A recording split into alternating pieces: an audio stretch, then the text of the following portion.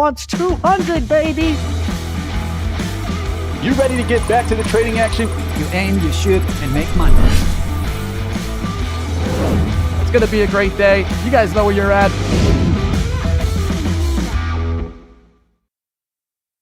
What's going on, guys? Mitch just out for a little bit, probably out for today. I think I'm getting joined by my buddy Steve, so we get to just nerd out all day long uninterrupted. It'll be fantastic. So yeah, just popping in a little bit early just because I wanted to show the main thing that I think is going on right now that the market was interested in, that I thought would be a little bit more of an impact, is we had CPI. CPI is usually a pretty important number. It's how big the economy is growing. It can be, strength of the economy, inflation, a lot of things could be going on. However, right, this is the candle in which CPI came out. You can see a lot of volume, not a lot of action, not a lot of movement going on. So what do? Right? It just says we're on to the next thing. The only other thing that I think could be important today, maybe we're waiting for, is we got the confirmation vote for Fed chair, this Warsh guy.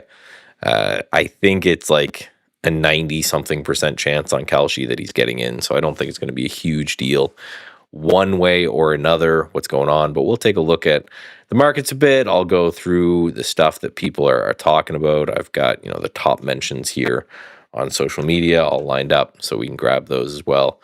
One of which, hilariously enough, is Wendy's. But we'll talk about that in a bit. I know that's that's a meme in the here we go. It's a meme in the Wall Street Bets community, how they talk about, hey, you go into Wendy's. And we are going to do a draw today. We're going to give away some accounts. I've got it all queued up. We're just going to wait till the top of the hour, give people a second to kind of go in from there and figure that out and kind of go through there. So yeah, it's going to be a fun day. It's going to be an interesting day. The question is, can we continue this grind up? Pulling back just a little bit here, half a quarter point on the SPY, like a half point on the Qs, and a half point on the Mag 7, and we'll see what continues there. Good. It's good that we're bouncing, I guess, anyway. We could take that. So there was some sort of action, but I expected CPI to be a lot of action. To be blunt, it's usually the most important, or one of the most important reports that we get, is what's happening CPI, what's happening with the economy. If this number is negative, that's what they call a recession. If it's negative for 2 quarters in a row, they say, yeah, you're in a recession, which essentially just means the economy is shrinking. It's not the case. Came in actually pretty good. So CPI, we're with what, 4%? That's good. Market's ripping, or the economy's ripping anyway. We'll see if the market has already priced that in, or whether or not it's going to keep up at all. But so far, the reaction is good, muted, I guess. We did a little undercut of this low in the pre-market, and then we rallied back through. Good volume. I'm going to mention that again, right? This is the highest volume of the pre-market. We seem to like it so far.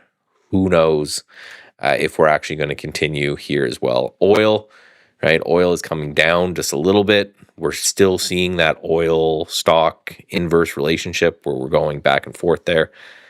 I don't know. Are we back to focusing on the war? Earnings is more or less down. There's a lot of earnings. They're just not big market cap companies anymore. There's going to be a lot of the smaller cap companies, the stuff that we care about. I care about HIM's earnings. I care about some of these smaller type companies. The market doesn't normally overall, because the market is a market cap weighted vehicle. So it's going to matter about those big ones. Yeah, I hear you back there, Steve. That's working. Yeah, so we'll kind of see what happens. There's really nothing. Again, this nomination is going to take place. These are just like theater, right? That's why it even says tentative. Doesn't even give us a time, because they're going to go back and forth, and this side is going to yell at the guy, and that guy is going to say, that side's going to say the guy's awesome, and they're going to chirp at each other for a while, and at the end of the day, most likely going to get in. So that's the forecast. That's what Kalshi says. I trust Kalshi and the wisdom of the crowds more than most things. PPI tomorrow, I guess, could be something. If CPI wasn't anything, I don't know if PPI is going to be anything either. But yeah, at the end of the week, every day this week, we get a lot of Economic reports. We'll see what's happening with earnings, because I know Steve has been coming on doing some after hours earnings. How's it going, bud? Oh, I'm already on. Hey, what's up? You're there to go. You're good to go. Oh, I'm doing well. It's good to be on the morning stream. I'm still getting the coffee sinking in, but it's nice to be able to prep before the market opens. How you doing? Yeah, it's kind of important, right? That's A little bit. The busiest time of the day. It's not as important as people think. So, Steve, we're going to watch this into the hours. I took, I think you call it a butterfly, a short butterfly in HIMS yesterday. So we'll see what happens there. Mitch had this whole video about, I think the expected move he said was like 20%. It was huge. So I'm like, I gotta see if I can make some money on some premium there. So we'll be watching that. But you were there kind of live in real time talking about this. So what did you see? Fill me in on whether or not I'm going to get destroyed on this or not. Oh, well, let's see. Let me pulling up the charts here. Yeah. So right now we're sitting at 2470. The worst of it happened last night. Really nothing much of anything is happening here in the pre-market for HIMS. I sold, these are going to look like crazy numbers now, but I sold the 2950 call and put. And then I bought some like way out of the money calls and puts just to make sure I had some cap. So I think I'm like, it's a negative, we'll call it a negative or a 0.5 risk reward trade, right? If I'm right, I make, I think 2,000. If I was wrong, I lose 3,000. Like that, I think that was the numbers that it came out at. So what I'm hoping for, and I'll show you guys off the open, but what I'm hoping for is just that the vol crush was big enough to offset the offset in prices. But my game plan is, if it's not, I'm going to cover the put spread or the call spread, the call spread that I sold that is most certainly going to be near worthless up at 29.50. I'll be able to cover most of that, if not all of it. And then I just might ride out the other side, see if I can time a little bounce to get out of that trade. I know that's not the official way to do it. You're supposed to just, tank it out at the open and enjoy your vol crush. But the other side of that is, right, you just want to make sure you're going through and taking changes when you see them, right? Calling flyers when you see them, right? My $29 put is going to be worth, or my call that I sold up at $29.50, it's going to be worth, again, near nothing. So I get to cover that. Then I just kind of ride it out, see what happens. I know some people who actually even keep the wings on, where they will cover because I have a $38 call that expires in 3 days. That's going to be near worthless too. But some people, I think, just like leave it on as like a lotto when they're closing out their butterflies. You ever do any of that? Any of the credit stuff, or you just pure directional betting? Uh-oh. We lost to Steve. Everyone's leaving me. I'm going to start having abandonment issues. Yeah, Jane, how's it going? John, I was just messing around. Oh, you got it. You got the sound. That's good. So everyone's. I'm feeling my voice. a little abandonment issues going on here, where I just can't really. Everyone's leaving me. We got Mitch leaving me. We got Steve clunking out. But let's just do this now, because I think I was told. Let me check. Oh, wait. I got to make sure my time zone's right. I'm supposed to do a draw. Oh, 10 a.m. Eastern. No, so I was told 10 a.m. Eastern. So, of course, I look up and I see that it's 10 a.m., but that's 10 a.m. my weird time zone. So It's not that yet. But yeah, so at 10 a.m. Eastern, I've got it all queued up here. We're going to give away two $25,000 flex evals. So that's great. It's $50K worth of accounts if you can go. Now, what do they have to do to win these evals? Just exist. Just be in the stream, commenting, anything in particular? It's for the people who predicted the earnings prices. So that earnings kind of guesser we had, I think all of they put in their email. The winners get stuff automatically, and then we just we like to give away a little extra, right? So even if you didn't win, so this is your potential participation trophy, and go, here you go. Thanks for showing up. Thanks for being cool. And we also have the earnings challenge, where you get to pick your price for the close. So make sure you guys check that out. For today, we have QBTS and OKLO. So make sure that you put in what you think. OKLO is going to be Yes, That's a the memer. target price for 10 a.m. Eastern. There you go. That is the winning decision, is the QBTS 10 a.m. price. So let's see what we get there. Also, make sure you guys join us for the evening or after hours live streams for the earnings reports. They are killer. If you don't watch them, you are missing out. Right, Michael? Yeah, I was talking a little bit already and just saying, listen, the earnings that CNBC cares about are done. Like the large market cap ones, the ones that could actually affect the market as a whole, they're done. But, we trade a lot of the, call it degen stuff or whatever you want to call it. The stuff Like that moves. Let's get real. Yeah, like him stuff, like OKLO.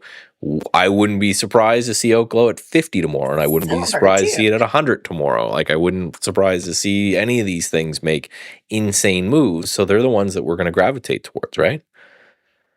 For sure. So we're saying 5K for the prediction value and 25 days during, and we're giving away more on the earnings stream, another 25K during the earnings stream. So definitely come hang out for those.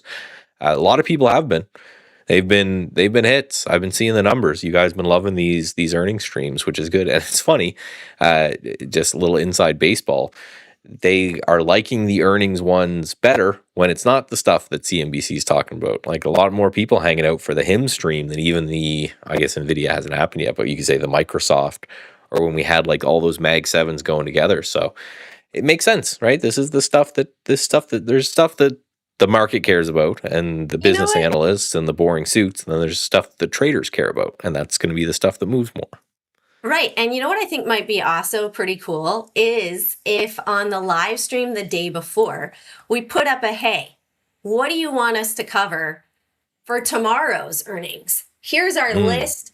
Give us your response of what you want to see as a poll. And then, hey, those people have chosen what they want us to cover. Because if that's what's going to, they want help. Why not help them with what they want instead of just predicting what they want, if that makes sense? Let's just get the answers from them. Yeah, because like if you look tonight, these aren't huge names. Like they're not, your NVIDIAs and Microsofts and blah blah. But OKLO, it's a pretty big deal, right? Yesterday I know we had HIMS that made a huge move. We had Rigetti, QBT, so we already had some of the quantum stuff go out there. And then on Wednesday we have Cisco, USAR, right? The mainstream media is not going to be talking about USAR.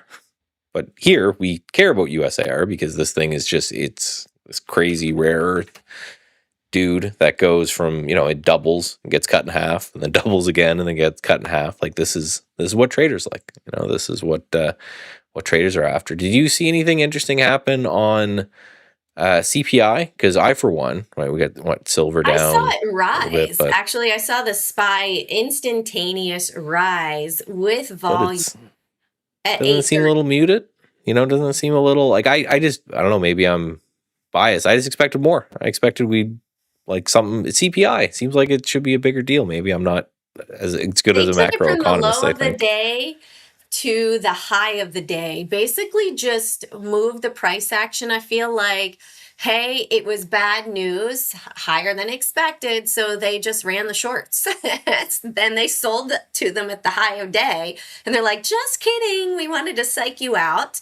And now they're back potentially taking it lower. I actually see that the bigger money right now is hanging out at $735.99. So for what it's worth, that's where we are today in the That's pre-market. an interesting like price too, right down here. That's like not just the level that you're looking at, but just from like a pure technical level. That's essentially these lows right here. So that's interesting. And do you take any merit in that when the big money level lines up with just like a technical support or resistance or like a major moving average, like a 200-day or something like that? Or is it, do you not care about those and you only care about the level? Well, no, I do, for sure. That's why people are like, Jane, your chart's so hard to read. It looks like spaghetti all over the place. Well, that's why, because many times the bigger money has their algorithms set on a certain price point or a certain area where they did enter or sell in the past. So it makes sense to me. Technically, it makes sense.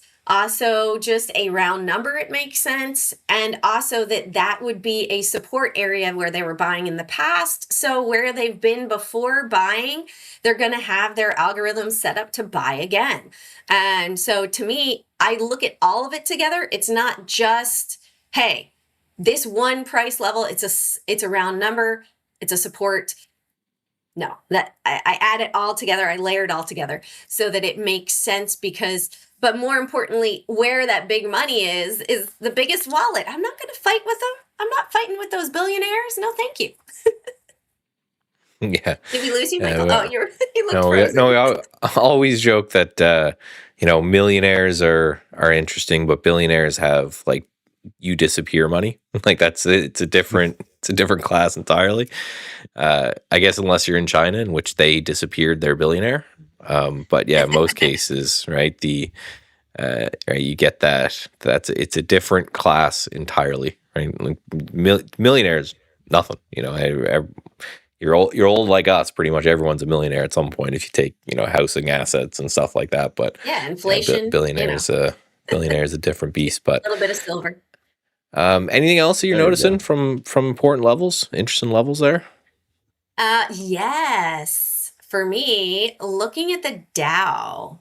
So starting to see with the Dow, well, first off, I always check the inverse indicators, but with the Dow, SDow and DIA, so DIA, they move their bigger money level up to 496.17. So I'm not saying go long, I'm not saying go short. This is just a teeter-totter up here. They've been there before. So are we going to see that they're going to sell here? This, again, looking at it, you can see they've sold before. It dropped. You're on a weekly, correct?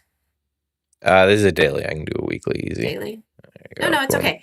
There we go. Okay, yeah. So you can see they sold back before. They bought at the bottom, and now they're back up there again. Are they reshorting and selling, or are they looking to add into another position? They sold some, they bought way more at the bottom, and they're simply adding. Couldn't tell you exactly, but I know that we are at an inflection point for potential bigger move. Whether that's up or down, we're going to have to wait potentially a couple days. Usually once they move it, it's going to be about 3 days before we really see the directional trend from that. V bottoms, of course, they're squeezing the shorts. I do want to also talk about, I posted it out on Twitter. Hold on, I did it. It wasn't on Twitter, it was on USO. So I'm going to pull it up and then I'll get my screen share going. But I did a awesome little lesson this morning. Okay, perfect. I got it. Let me pull it over here. Let's drop this. Let's make this max screen. Let's share this. All right. Right here. Okay. So I've got it up for USO, actually. It's really cool. So right here, this is daily short volume. So this is reported to FINRA every day for people that don't know this already. It's reported to FINRA every day. And this purple line, I figured if you guys are on a regular PC and you want to draw a straight line, do you ever remember this from the 80s? You just hit shift and it will draw a straight line for you. So you put it where you want to start at shift, boom, straight line. 50% short volume right here. And what do we see? Look at the crazy volume, right? We saw crazy volume beginning of March when we saw that oil was ripping higher. Well, what above this line right here, actually, I can do it right here. So above this line right here is plus 50% short volume. Okay, so we saw that for months, people were shorting. Then it dropped beginning of March. We saw that the price action went up down below, down here. Price action starts rising. We go above 50% again, and the volume squeezes, right? Then we start to see that the volume is dropping and our shorts are dropping as well. But as the price is rising, the volume is dropping. We are at, this is USO, it's 124.33. I've got this number ingrained in my head. That's the bigger money level to watch. So that's separate. That's for down here, 124.33, right about here. Should have done my little cheap. So until we go below here, I'm not going to anticipate that we see our shorts go above 50% yet, because that bigger money is still going long. They did use that to drive it higher with the really big short volume since November. So they saw an opportunity to make some really big money. I've started stepping it back a little bit on different charts so that, I think I'm frozen. Can you guys hear me? You're all good. Oh, okay, Yep. perfect. I froze there for a second. We're just captivated and listening. Being Little good, education, right? good little students, right? Yeah. We're being good students. So I've been looking, and I also checked out, let me do it for Mag 7. Okay, hold on, because this really caught my eye as well. So let me grab the chart over here, Mag 7. I went through and I was looking at bear with me 2 seconds while I take a picture. Boom, boom. And then I'll pop up over here and we'll do it together.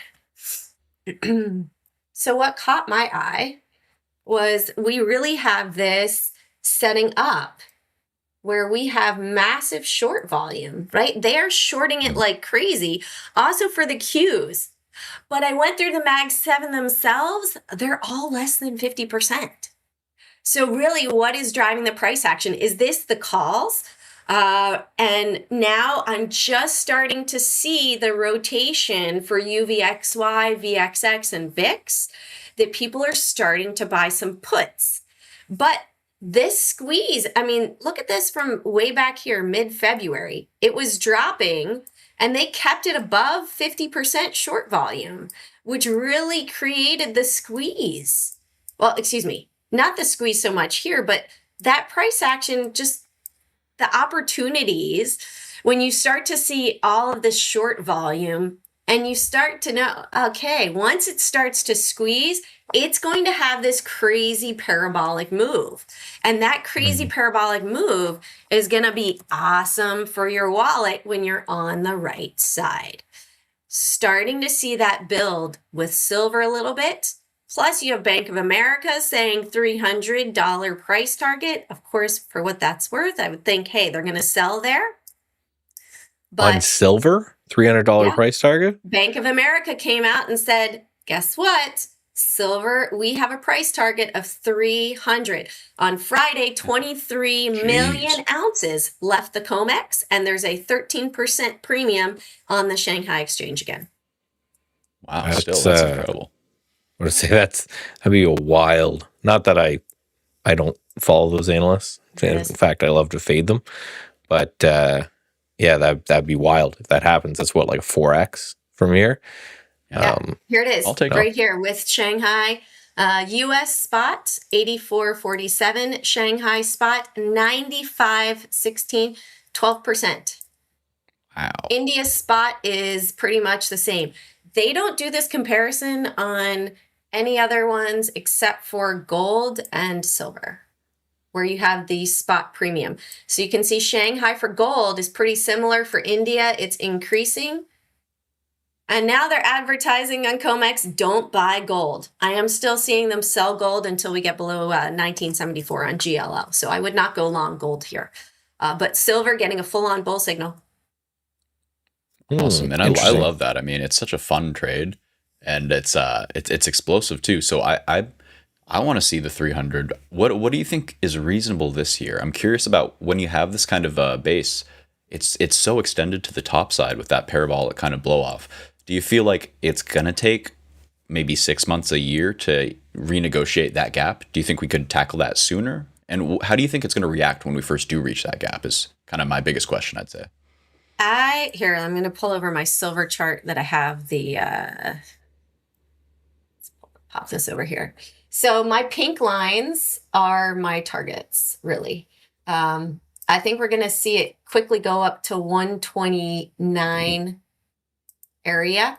Love it. Because we have former resistance zones. I know it looks confusing with the lines, but the lines help me. Those are my targets for potential profit taking and resistance zones. So yes, we had a big run backwards today from yesterday, but that is no surprise. We were super extended. It's the little bit of rubber band. You got to know that you're going to give back a little bit before acceleration again. But we're starting to see a little bit of the volume build. We have the short volume. Oh, I'm trying to roll over my cord for my headset. That's not going to work. Right here, we have the short volume building since April. Again, a little drawdown here where they were taking a bit of profit at the bottom. They were entering at the bottom, so no surprise that they got in at the same time. And now we're starting to see it rise, and some shorts are saying, I'm going to short this again because it's like the 80s, because it's going to drop, because it always has in the past. But it hasn't, because Glencore also had one of their facilities explode with this Iran conflict. And that has decreased zinc, iron, silver, and another one. So that's dwindling the production. Plus, we have a mass exodus. Plus, we see China is no longer allowing the calendar hedge for their futures, which is why that premium exists. You can either go long or short. You can no longer hedge yourself. And so right now, there's a disparity in the spot prices. And the shorts are starting to build again. So I think timing wise, Steve, I kind of didn't answer that question. I think we're going to see it above 100 again before July. Let's go. I'm all for it. Let's take that ride. And I would really like to cash out at least some into the 50% at about 85, just because I have trust issues. I'm sure that means that it's going to squeeze through that intermediate high and just go right to the gap fill, which I will definitely be trimming a little there too. But long term, I think that I like where your head's at, and I think that so many people are going to hate this so much when it's at a new all-time high. It'll be like Micron squared, you know. So I can't wait. I love those setups personally. Well, and I see the gap that you're talking about, Steve. But do you look at that at all and say it's not? Is it really a gap? You know, is it? Because I look at that and say, I'm looking at it now and saying, yeah, it's a gap on SLV. Right. Not really, on the actual thing itself, on the futures, that would just be kind of an overnight move. So, or is that one of your fancy fair value, hippie do, whatever they're calling it now? No, that's exactly what I call it. Let me just double check on one thing here, what I believe is the case. Yeah, so on the silver contract itself, sure, it is, it is not a gap on the silver, what am I looking for? Contract. But it is still very low volume where the shorts just took control on that move and just knifed through. So there's still kind of a hole in the tape in my book, in the same way where you might consider a fair value gap not the same as a gap, but for me in my system, I use it interchangeably, because regardless of whether there's a true gap or whether it's just a very low liquidity node, either way, it reacts very quickly to price. When you can get into that, it can punch through very quickly. So I just like watching kind of the edges there as the bears guard those gaps. But assuming we can get over that hump, then I think we can squeeze it pretty quickly. And I just see a big old pennant. I do not see something that looks like it's going much lower at all. So I love these ones. That looks like it's going lower. I was say I'm just marking up some stuff now, but it's just, and the reason I ask is because it's one of those things that I'm still wrapping my head around with ETFs and futures, because for now, and this is slowly starting to change, the futures is the most liquid instrument in which you will have larger participants, right? They say this all the time. It's like the little tiny guys trade stocks. No one cares about us. Just trading stocks. We're nothing, right? And then the bigger guys trade derivatives, so options and futures. Then you've got like the huge guys that trade bonds, and then countries trade currencies. So it's the difference between us little guys, scalping some stocks, and someone out there, because I think the derivatives market is 10x that of the stock market, and then the bond market's 10x that of derivatives markets, and then the currency is 10x that of the. So just the exponential size of things is just nuts. There's like quadrillions of dollars in currencies, which is just nuts compared to our, we talk in billions, like it's a big deal. Like the whole equity market is 30 trillion, I think. And then the derivatives market is like 100 trillion. when it comes to just notional kind of buying power. So I always and it's not generally not an issue. Like generally it doesn't matter if you're looking at stocks, but as soon as you go to commodities, you're like, yeah, this, if one thing's saying one thing and the other thing's saying the other thing, I don't know. Eventually, I don't think any of this matters, right? Eventually, I think everyone just once we get 24/7, other than the margin requirements, there is no kind of benefit to the futures contract. Just people like them now because they can trade anytime. So if something crazy happens in the middle of the night, you can do that. Margin is a thing, but then also they're helping out with that by making these triple leverage, quadruple leveraged kind of instruments, and that's just dealing with the margin thing. So yeah, it's a question I always ask, the difference between looking at stocks and looking at, or ETFs and looking at futures contracts. Well, Michael, you bring up something really interesting to me that I haven't really thought about, but I'd be curious to pick both your brains on this. So when we do transition into this no PDT rule type environment, what do you think is going to change in regards to, is there going to be more emphasis put on perhaps 0-day gamma levels, more emphasis put on these indexes and their kind of their derivatives directly as opposed to the futures contract? I'm just wondering if people are moving from the futures contract and they're trading more SPY. Does that mean that the options pool is more relevant? I would think that's 100%. If you think about where these people are going, right? If you're, not to belittle anyone here, but if you got like $1,000 in your account and you're trading, that's all you got to your name is $1,000. You're not trading futures because you could have done that anyway, right? There's nothing stopping you from doing that at any time. Same with options, right? You're, we'll say, little less sophisticated on some of these things. So I think that money gets split and gets in two ways. It gets into the big household names that everyone knows. You got $1,000, you want to take a day trade, you're going to do it on like an NVIDIA or a Microsoft or something, and then a HIMS or whatever. And then it's going to go into like the real degen stuff that, the micro caps that are moving that day.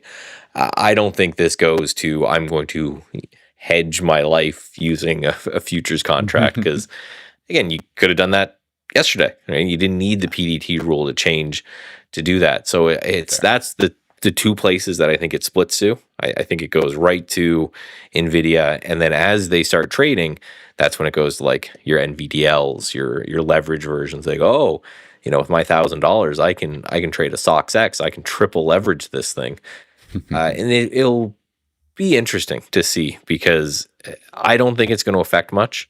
I think you're going to get some brokers participate. I've already chatted with a bunch of, I think 2 CEOs of brokerage firms that they're just like, we're not doing it. It's not worth, You got to think of like the economics of it. Where am I going to take the same amount of time and support and everything to a guy who's got $1,000 in his account, to a guy who's got 100,000, to the guy who's got $1 million? It's just not worth a lot of their times. But I think you're going to get Robinhood and these smaller names. They're gonna go nuts, and so I don't think it's really going to affect us.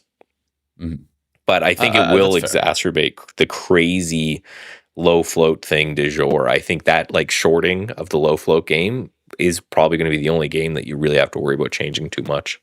Okay, gotcha. Well, I was just kind of hoping that my GEX profile stuff would be more effective, considering, hey, if there's more, I guess it changed, like you're saying, it changes the cohort of the market which has the least impact. Sure, the under 1,000 accounts, they can trade a lot more. Good for them, hopefully. But yeah, I guess you're right that I'm probably overthinking the amount of impact it might have in that regard. Interesting. Well, just kind of game theory. It's such a small percentage. Retail traders overall are 7% of the market. And to go back to the futures market, it makes more sense that is a large, like the largest market cap, because that is companies hedging, and it's company money that's really hedging, like we saw Delta when buying their own refinery. So it makes sense that that's the largest. But with this zero day trading, I think it also has to do with what is hot socially. with people for learning how to trade. They could learn how to trade Forex. They could learn, it's going to be the biggest social media presence for the newbie trader that's going to draw them. So wherever that is, whatever that's hot at that moment, like GameStop, when that exploded, that's really hot today too. A lot of people are looking at GameStop with that drawdown. Yeah, we should cover that because do you see the cat guy got hacked? Did you see this yesterday? So this spike right here is he went and he tweeted out. People caught on pretty quickly. I wish I was there at the screen. I would have shorted the ever-loving crap out of it because his first tweet was like a crypto wallet address. So people immediately looked it up and realized that it was like a pump.fun, like crazy, whatever. And then they tried to like mimic his tweets of like movie references and, animated GIFs and whatever. And then it just crashed. And then later, just, insult to injury, eBay comes out and goes, we don't want you to buy us. Why do we want a small shitty company to buy? Because it's been forever since I looked at eBay's stock, but during all this we looked at it, they're doing fine. Like, look at this. Like, they're doing good chart. The more you scroll out, they're doing just fine from 2024 up to, like, if I'm a shareholder in this company, do I want my company, that chart looks like this, to get bought by this company? It's like, no, I don't, if you were a good CEO, turn your own company around and then talk about maybe coming to do mine. But yeah, I thought that hack was hilarious because instantly the moment you can tell these are systems. Some levels too to pop on the chart because they sold at 24.93 and the lowest level is 22.90. So now we're right. They dropped it. We're a little under that. Yeah. Yeah. So we're right. That's right there right now. Because that was that was hilarious because I saw it. And you can tell this is an algorithm, right? So someone's put on, they have like a bot that just sniffs his Twitter all day. And as soon as a tweet comes out, it buys GameStop. And it's every time he's kind of come out and tried to pump and dump the stock, it's a little less. But it still would have worked there for a second. Then everyone goes, wait a second. Why is this guy who was almost a billionaire pumping this? Like, I think the market cap of the meme coin had it was like $1,000. Like, it would not be. It's one of those you kind of look at it and say that's not even worth your time to scam people, unless you really blew it all somehow. Like, what are you gonna do? But yeah, we are open here. I'm gonna take a look quickly at my HIMS position as these options might take a second to open, but we'll see what I can get out of my HIMS butterfly, I guess it is for. But so far, initial move is down here. Let's see what happens. This floor we drew, this was Jane's big money level, and then it was also just looking, that's the pre-market low. So it looks like a very important zone there that we got to keep an eye on. Above that, maybe we're fine. If not, again, the most obvious statement in the world is that we're a little bit overextended on the daily chart. So I won't hammer that too much, but we are got to come in at some point.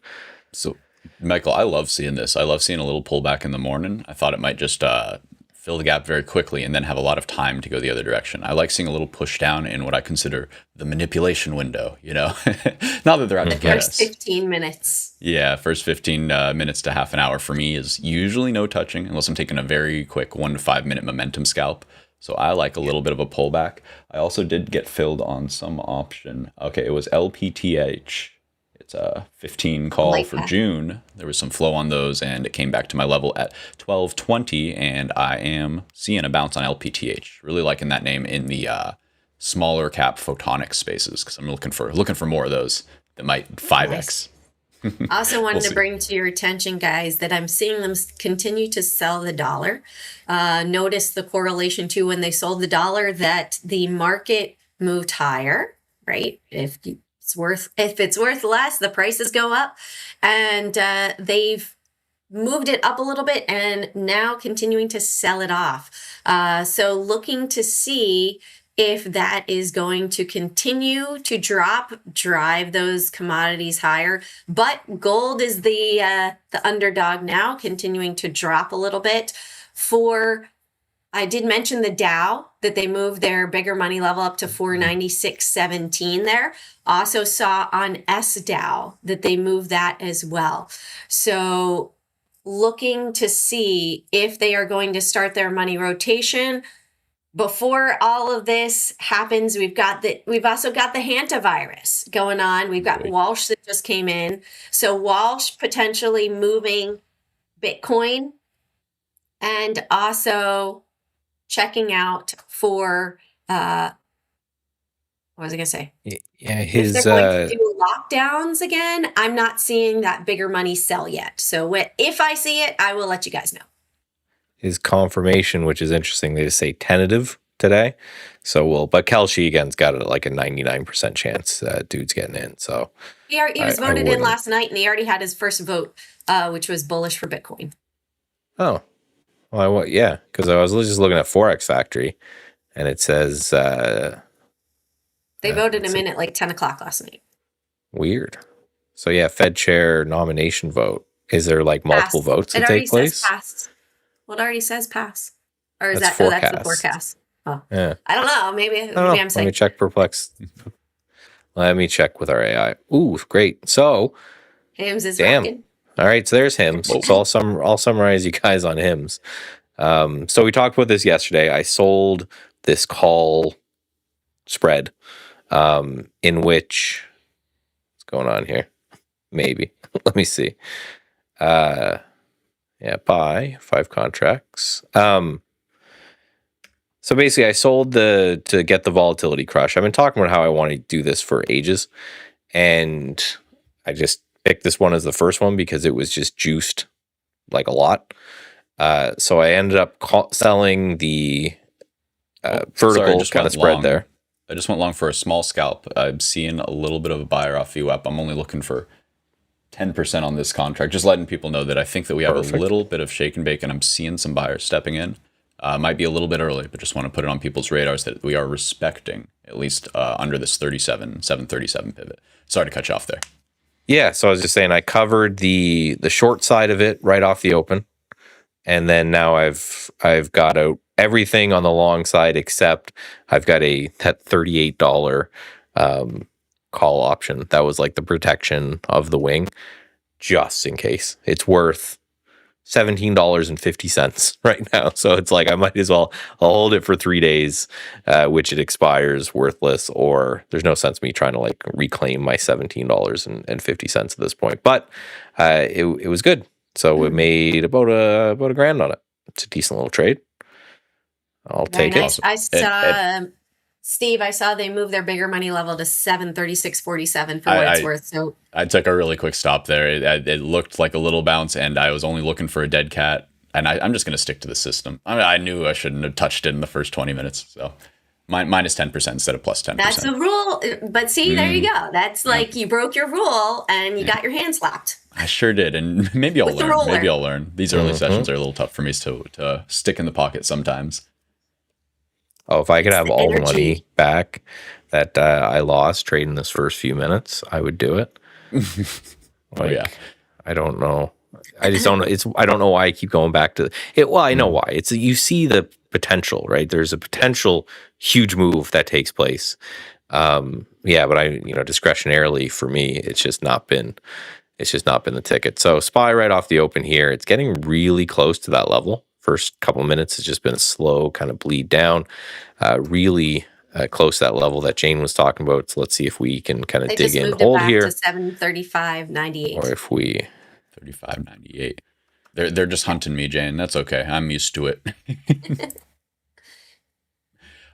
One other name that I am keeping an eye on, it's just a minor pullback right now. I'd like a little bit more of a pullback to get involved, but I do see coin is setting up quite nicely on the daily. Got a little 4 knock going on.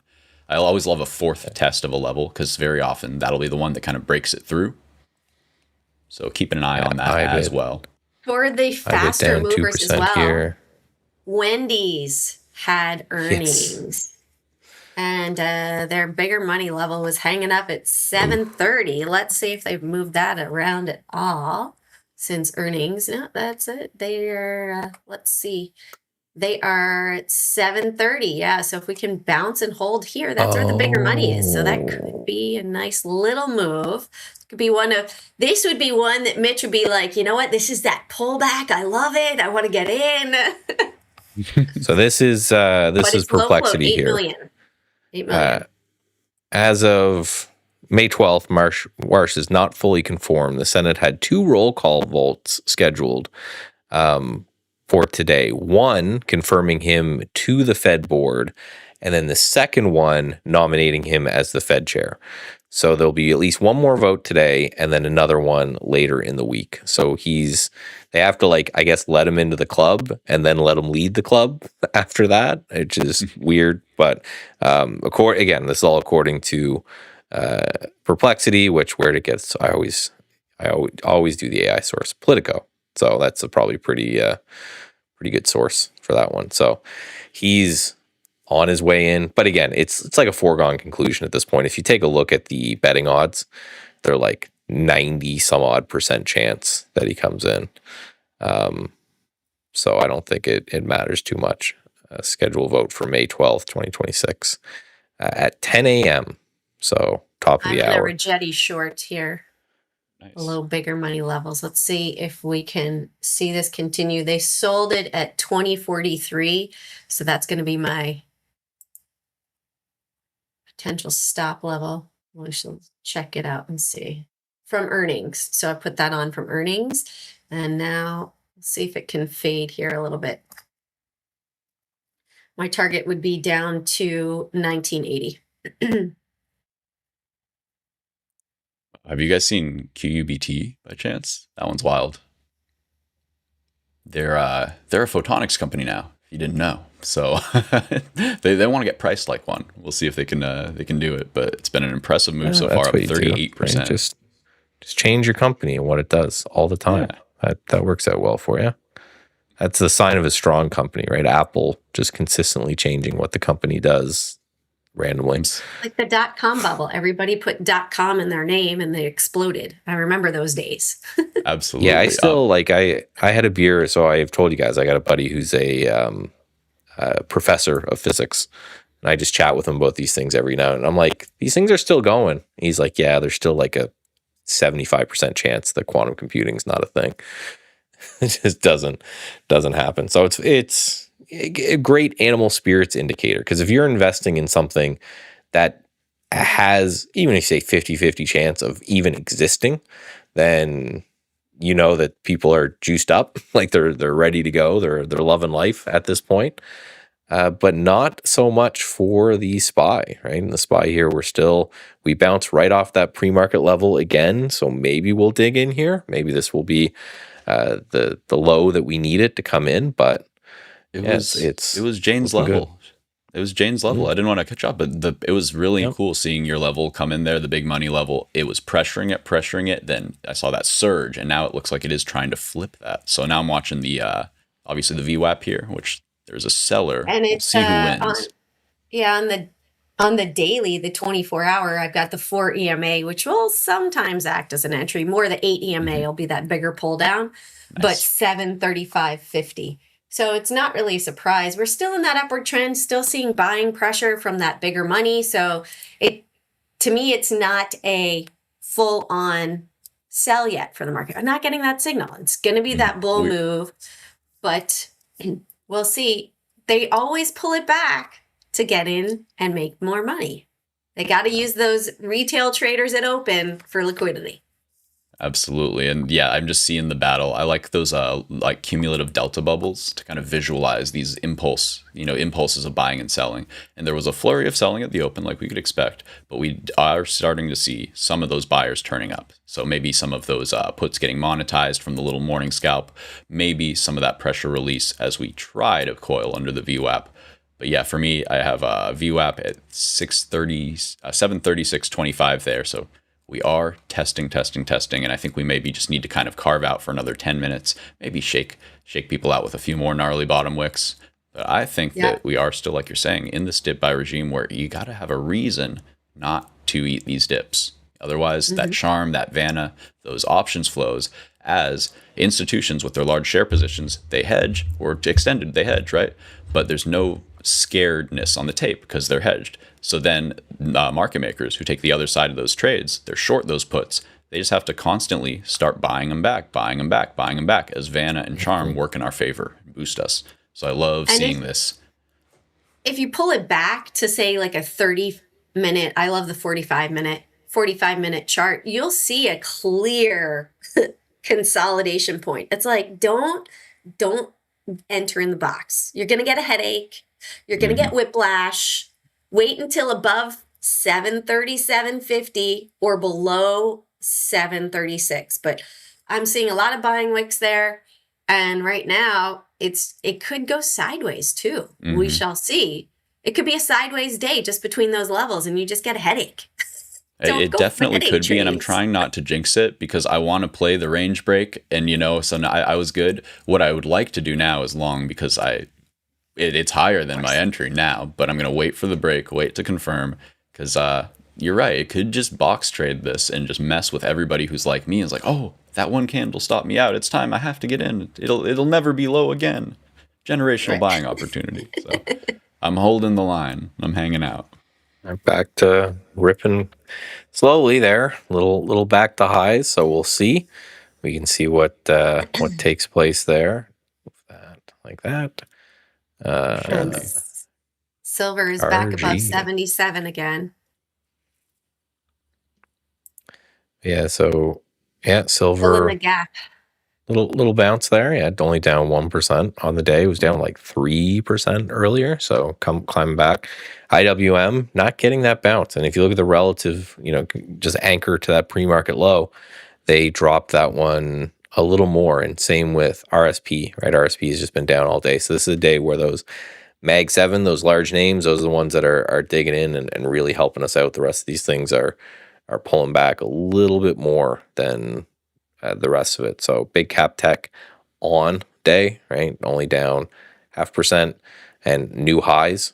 So we have the Qs ripping new highs where we have the SPY barely trying to hold on. That's kind of all you need to see. These just, it's the intraday rotations. You see daily rotations. It's just it's a never ending thing that's kind of taking place here. Man, how many? So I just tallied it because I had someone in the stream just DM me and ask for the trade, and it was just cancel order. Just it went was on like $700 AGQ. was the HIMS trade. So for those who were wondering, and that was being almost at max. Look at so AGQ, I looked, Steve. You'll like that one. Sorry. it was AGQ. It's Your favorite, I'm in AGQ. that. Yeah, the 2X. the ultra short, Yeah. No, ultra long. ultra We're long. in a nice gap at the moment. Juicy. I'm seeing FCX looking really strong. I like copper in general. I'm trying to get involved there, I think. Yeah, and they're all going to kind of move together, right? You're not going to get a world in which silver is ripping, but copper is like tanking. Gold is not. Any of those things. Yeah, but those are the difference between what useful metals and pretty metals, right? Silver's got utility. Copper, obviously, is probably the most important metal in the world right now. And then gold just, it's pretty. People like to put it on their wrist, and some people think it's an inflation hedge. Too has their solid state battery that's coming out, but their workers are threatening to go on strike. So for what it's worth, if you guys want Samsung TVs, just be aware. It's an interesting candle on Or anything SPY. else. I want to see if it can absorb, but that was not what bulls really wanted to see. So like you said, chopping up the box. Yeah. Chopping, and then not seeing that really, well, come back a bit, but we're not seeing nearly that pullback on the Qs. So it's definitely it's a Mag 7 day. Grab your mags. What is it? Is it Tesla ripping? Which one of these mags are really perking us up? Who's a culprit? Yeah. I just kind of assumed it was Tesla because this has been on a tear recently, the last couple days. Ain't that the truth? Let me see if our boy Walter. Oh, so just FYI, we got Trump talking to some news. So we have to do tariffs more. There needs to be more tariffs. Tariffs are coming, and then something to do with ships are coming to Texas and Louisiana to load up with oil. Okay. And then Something. Trump on Iran, we're not going to rush anything. Iran can't have a nuclear weapon.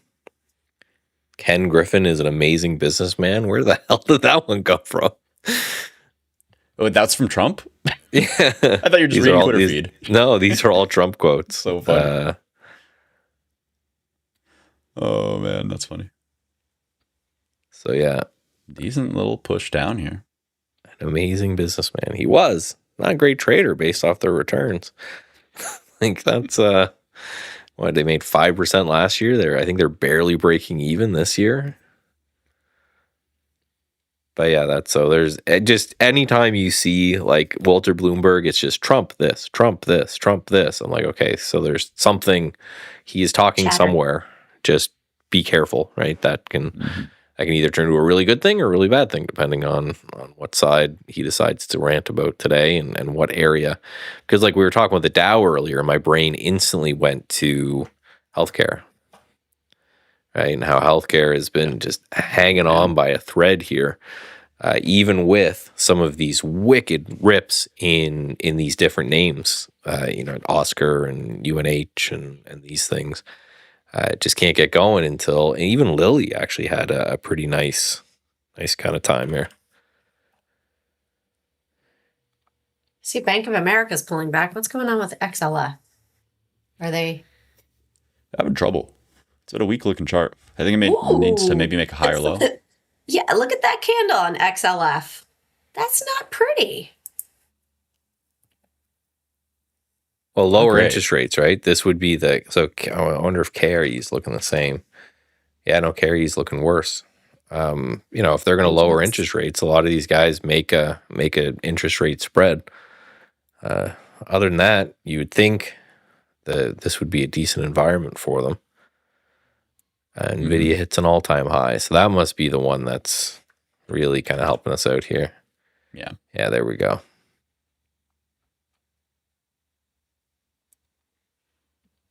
SPY trying to hold on. Jeez. Please tell me you are just insanely invested in Oscar right now, huh? Please. No, it's. I'm not in it at all. No, I have like I don't even know. Well, Steve brought this to me. Look at this thing. From Dude. $10 to 23, making a new high today. I just took some of my Top notes. of the range. I have an insanely. I'm up on because I took the OSCX and I've been trading around it. I just hit the double because I just got a notification that I took some off there. Beautiful.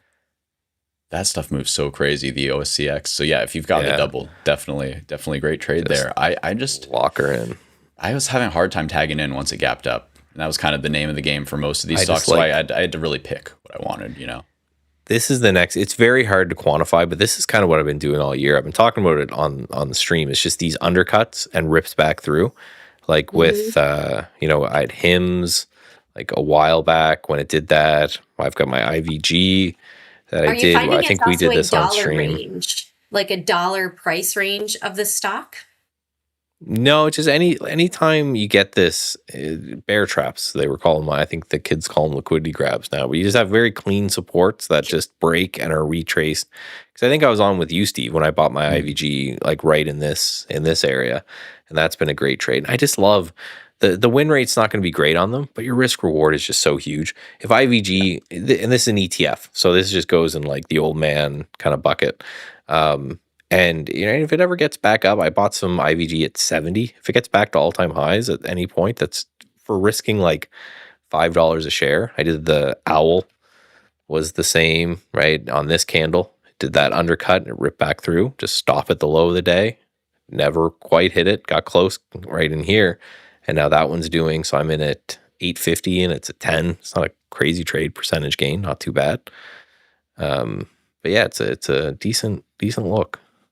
Nice. We are getting a little bit of a range break, at least the morning opening there. Let's see if it can sweep the pre-market lows as well and get some expansion.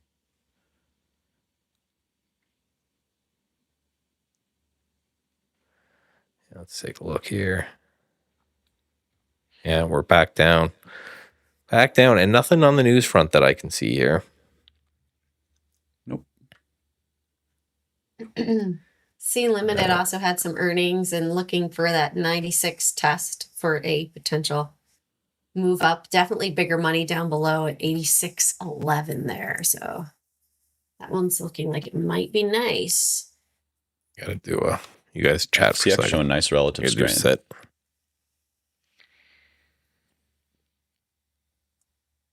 Also, MicroStrategy had, we've got the SPY up there. MicroStrategy had a bigger pullback.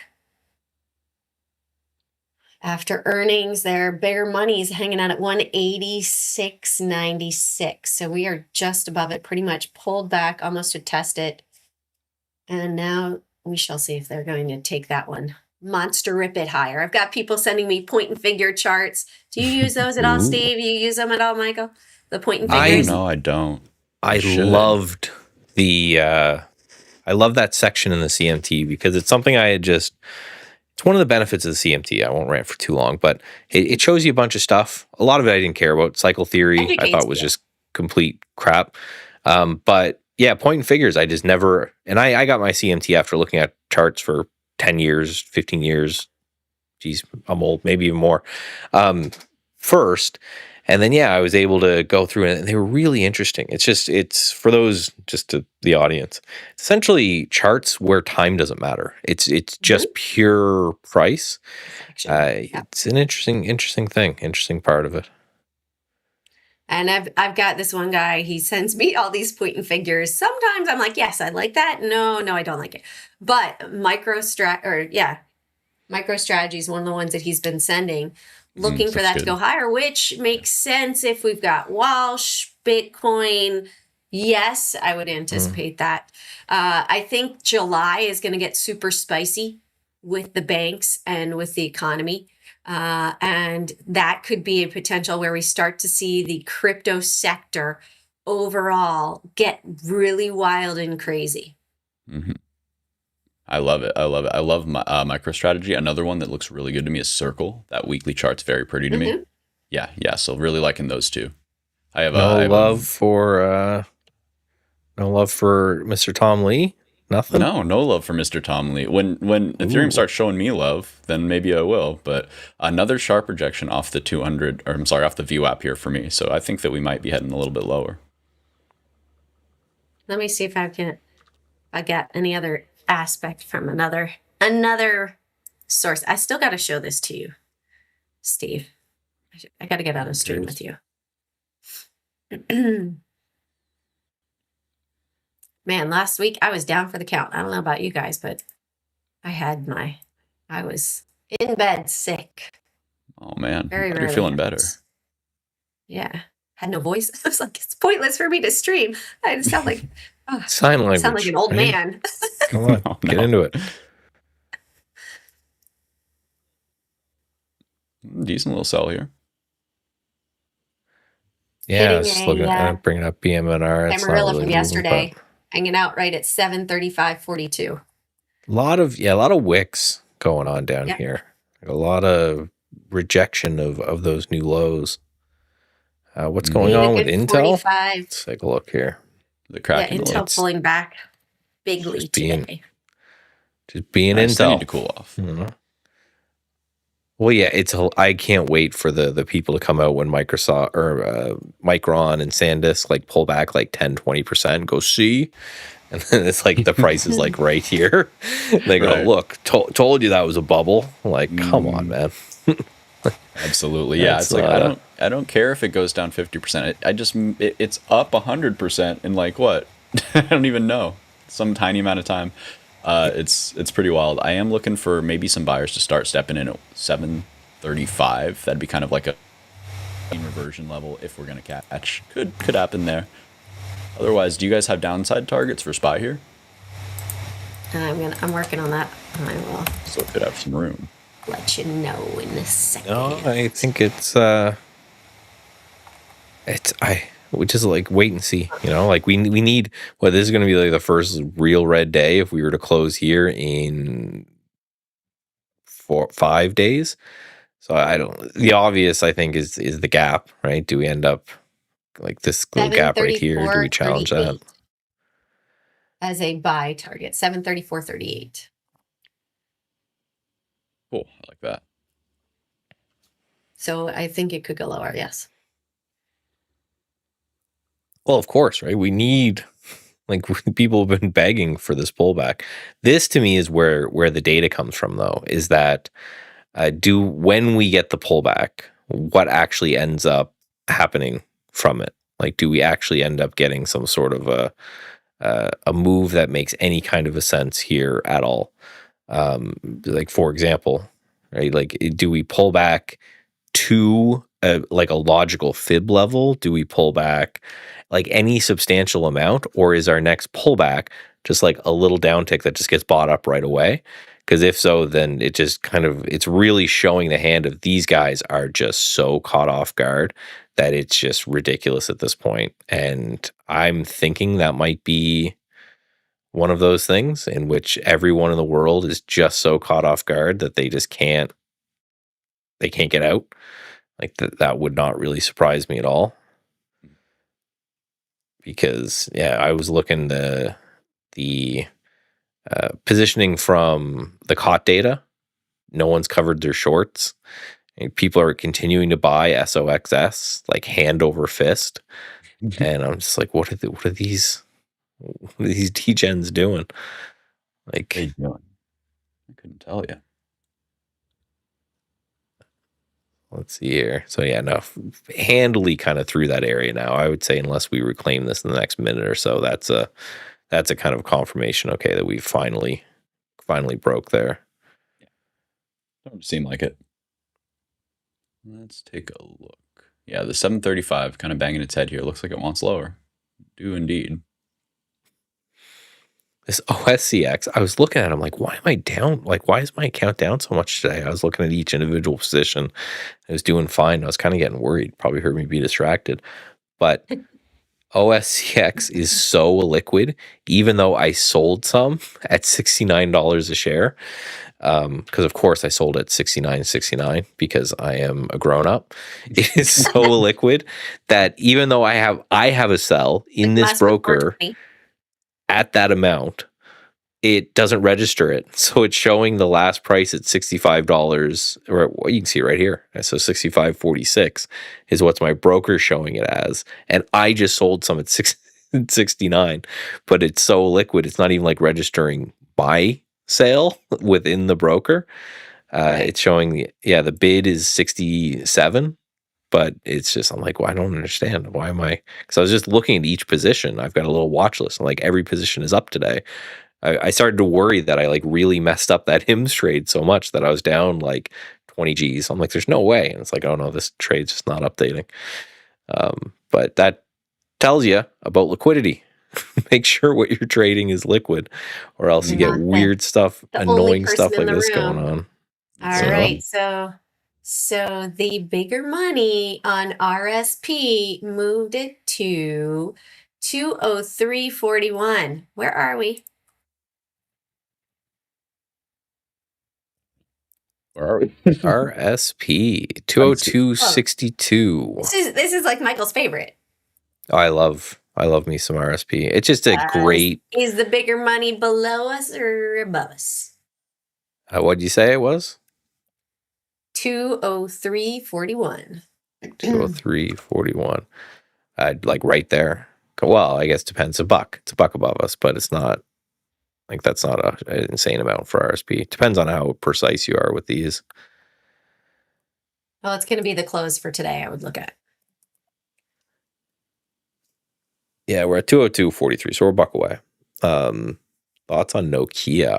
Every time my first initial thought is, oh yeah, they exist still. They look great to me. But they're really all right, guys, it is that time. So we're going to take a little break here from the trading action. We're going to go over to our raffle, and we're going to get the fivers. Have a great one. Stuff away. All right, have a good one. Yeah, so let's give some stuff away, huh, Steve? Let's give them going.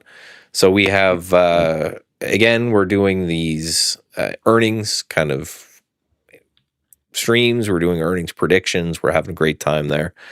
We're also doing so we're just giving some stuff away, right? We're just here have some accounts. Thanks for tuning in. Thanks for being part of the community, the group, the team. squad, whatever we want to call it.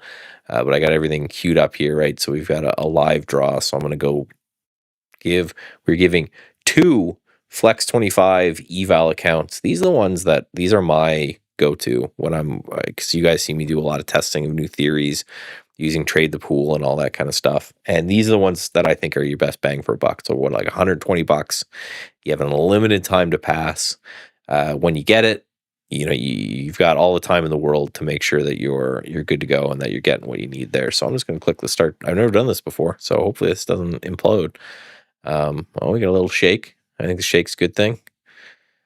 Boom. We have a man with a 25. I don't know if you're here.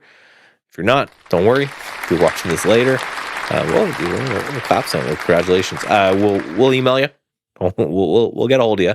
We'll send Steve to your house. Make sure that you get this. But congratulations, 25 eval.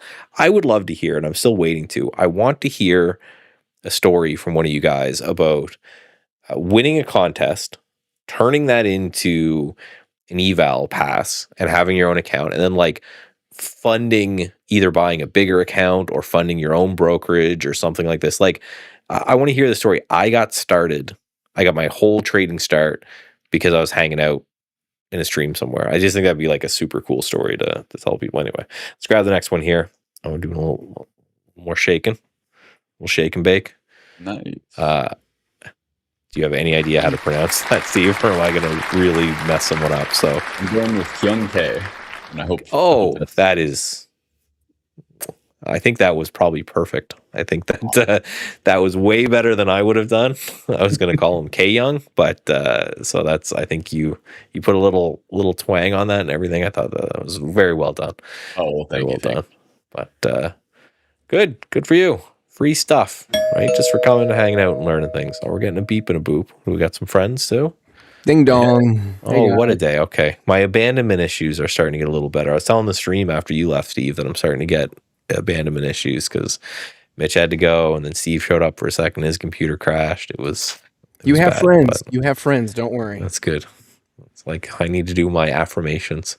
Speaking of, I guess Snoop Dogg has like affirmations for kids as like a whole like album that he has. So I walk into daycare yesterday and I hear Snoop Dogg rapping. I'm like, how are they getting away with this? I'm like, no, he's gonna teach your kid to like love himself. I'm like, oh, good for him. A little Dog on Sesame Street. All right, nice. Yeah, a little change from the old gin and juice, but good for him. It's working. It's working. I'm feeling it. I'm also feeling a potential dip buy here on SPY. It does look like it's reacting a little bit to that 735 level. We're early. It does an area. Like You're right. In a time where we could see a reversal. I'm wanting to see some of these the semiconductor world come back. We really cratered off there just a little bit. At least in the pre-market, the aftermarket, MU has been down quite a bit. Mm-hmm. Comparatively to yesterday. It's funny if you compare it from a few months ago, MU's up tremendously, but yeah, and I had to get out of my core weave swing. It's continuing to fall, so I got out of that with a slight loss, but that's all right. Figure out another point to get in. Yeah, that one's obnoxious for me as well. Very obnoxious. Just I don't know what it's waiting for. I guess earnings were that bad. I think that 2.08 instead of the 2.15 billion, it was still over the estimates, but it wasn't over the Wall Street Whisper, and it feels like they're just getting punished for that. I'm watching the leaders in the sector, and I'm trying to not look at the core weave. I'm trying to stay with the APLD. That one seems really strong in the space. So until it seems like everyone with bad news just gets hammered and punished. So early reversal, this core weave too. So I think that they're going to be okay. I just think it might take a little longer than I'm willing to wait for core weave. So I'm with you there. On to the next. Yeah. I might come back to it at some point, but I think I'm done with that one for now. I like my NVIDIA swing at the moment, though. NVIDIA hitting all-time highs today, which is fun. Jesse, I'm not sure if it's just for me. You're a little quiet. It might sound like it seems like maybe your normal mic isn't picking up. 1 second. How's that? Is that a little bit better? Much better. Yeah, better? That's awesome. Cool. That's the radio voice right there. There it is. Well, I know you do like voice acting, right? So I I was do. like, That's what I do every day. Yeah. So if, awesome. if there's one thing I should be able to do right on this stream, it should be audio, right? No, it sounds amazing now. The Good. hymns are ripping here. It is. So Wow. What do you? How do you read this after that? Like minus 1,500% surprise miss. Guess it don't matter, huh? It's not what moves it. no. You think this is like a value play where they care about current earnings? It's all about how much they can hype people into the future, I think, right? It's just one of those plays like OKLO. Like what's OKLO going to move on tonight? Is it going to move on like how much money didn't I think I read somewhere where they sold like t-shirts or something and they had like one quarter they made 30 grand. Like I looked at it and I'm like, I made more in the last 3 months than you did, and you're a multi-billion dollar company. So they're hype machines. You know, you need to get a CEO that can hype you up. They need to do like that Steve Ballmer, that fancy Steve. Remember he coming on stage and he's trying to hype people up at Microsoft, something like that. But I don't know. I just think him's it's a dip buyer, right? It's question is, are they going to be able to do the peptide stuff? I think is the thing that really only thing that actually matters is what's the government regulation about going to be, or are they going to be able to sell these peptides right to these kids that are just like making their own concoctions and dump them in themselves and seeing what happens or not. But The peptide market has exploded in the last couple of years. It's crazy. Mm-hmm. I'm not a hater like a lot of people. I know a lot of people are like, oh, Ozempic's evil. You should just like work out and eat good. I'm like, yeah, if that worked, telling people to do that, we would have been able to do something over the last like 30 years. It doesn't. So far, these things have been going on for ages and no one's like sprouted a third arm or nothing like that. So I'm like, let them go nuts. Let them have their, I have seen some cases Ozempic, of people becoming quite emaciated, though, like to the point where they lost some weight, and so it worked for them, and that's really great. But I have seen some, the muscle loss, yeah. So, some muscle loss, some tissue loss in the face. That's. But so this is we're going to go into the weeds here, but let's debate because I've been following these because the next. So have you ever seen like either those little kids that are super jacked or like the cows that don't stop growing and they just become like Herculean? So that's myostatin. So essentially your body's got this thing in it called myostatin in which it stops your body from growing muscle. Muscle is not something your body wants to have because it's calorically expensive. When we were cavemen, it was hard to find enough food to feed the muscle, right? So it doesn't want to grow muscle. That's why you got to go to the gym. You got to work so hard and to get any muscle on you. Again, I'm a bit of a gym rat, so that's stuff I know. But the latest one that some of these are working on, they have Ozempic in it, but then they also have this myostatin inhibitor in there as well. So with one shot, you lose all of your fat that you want and get jacked. And it's not like a steroid where it's like messing with hormones and stuff. It's basically just unlocking your body's ability to grow muscle. So like one dude goes in the gym, he does like one bicep curl and his bicep just grows for the next like 3 weeks straight, which like what kind of world are we going to live in where everyone is just like a complete freak of nature? So are like personalities going to actually matter when everyone is just like Arnold walking up and down the street all the time? I don't know, but everyone's right, Arnold, no one's Arnold. That's the thing, right? Yeah. Invincible. It's so they continue to push along, and then again, if they can make them, I'm all for them. I'm not going to take anything for a while, but like I've seen people do stuff like trizepatide instead of cholesterol like meds, because say you got cholesterol meds, well you got to be on them for the rest of your life, or can you take this thing for 6 months and move on with your life to lower stuff? So I don't know. Interesting. I'm a big science fan, and I'm a big you guys test it first, and then in 5 years when nothing happens to you, maybe I'll start playing. But I have no interest in being a personal guinea pig. For any pharmaceutical company ever. I'm not the same. Same with tech, right? You get a new phone, like those folding phones. I'm like, that's really cool. Let them exist for a couple years, and then I'll buy a folding phone, and it'll be super cool. But after the first 3 of them suck, then I'll buy the 4th one. Exactly. So you're not on the Neuralink waiting list, Michael? No, but have you seen the guy? Have you seen the guy play Counter-Strike with it? Have you seen that video? No, they can play Counter-Strike now. I saw him like navigating the web or something. That's intense.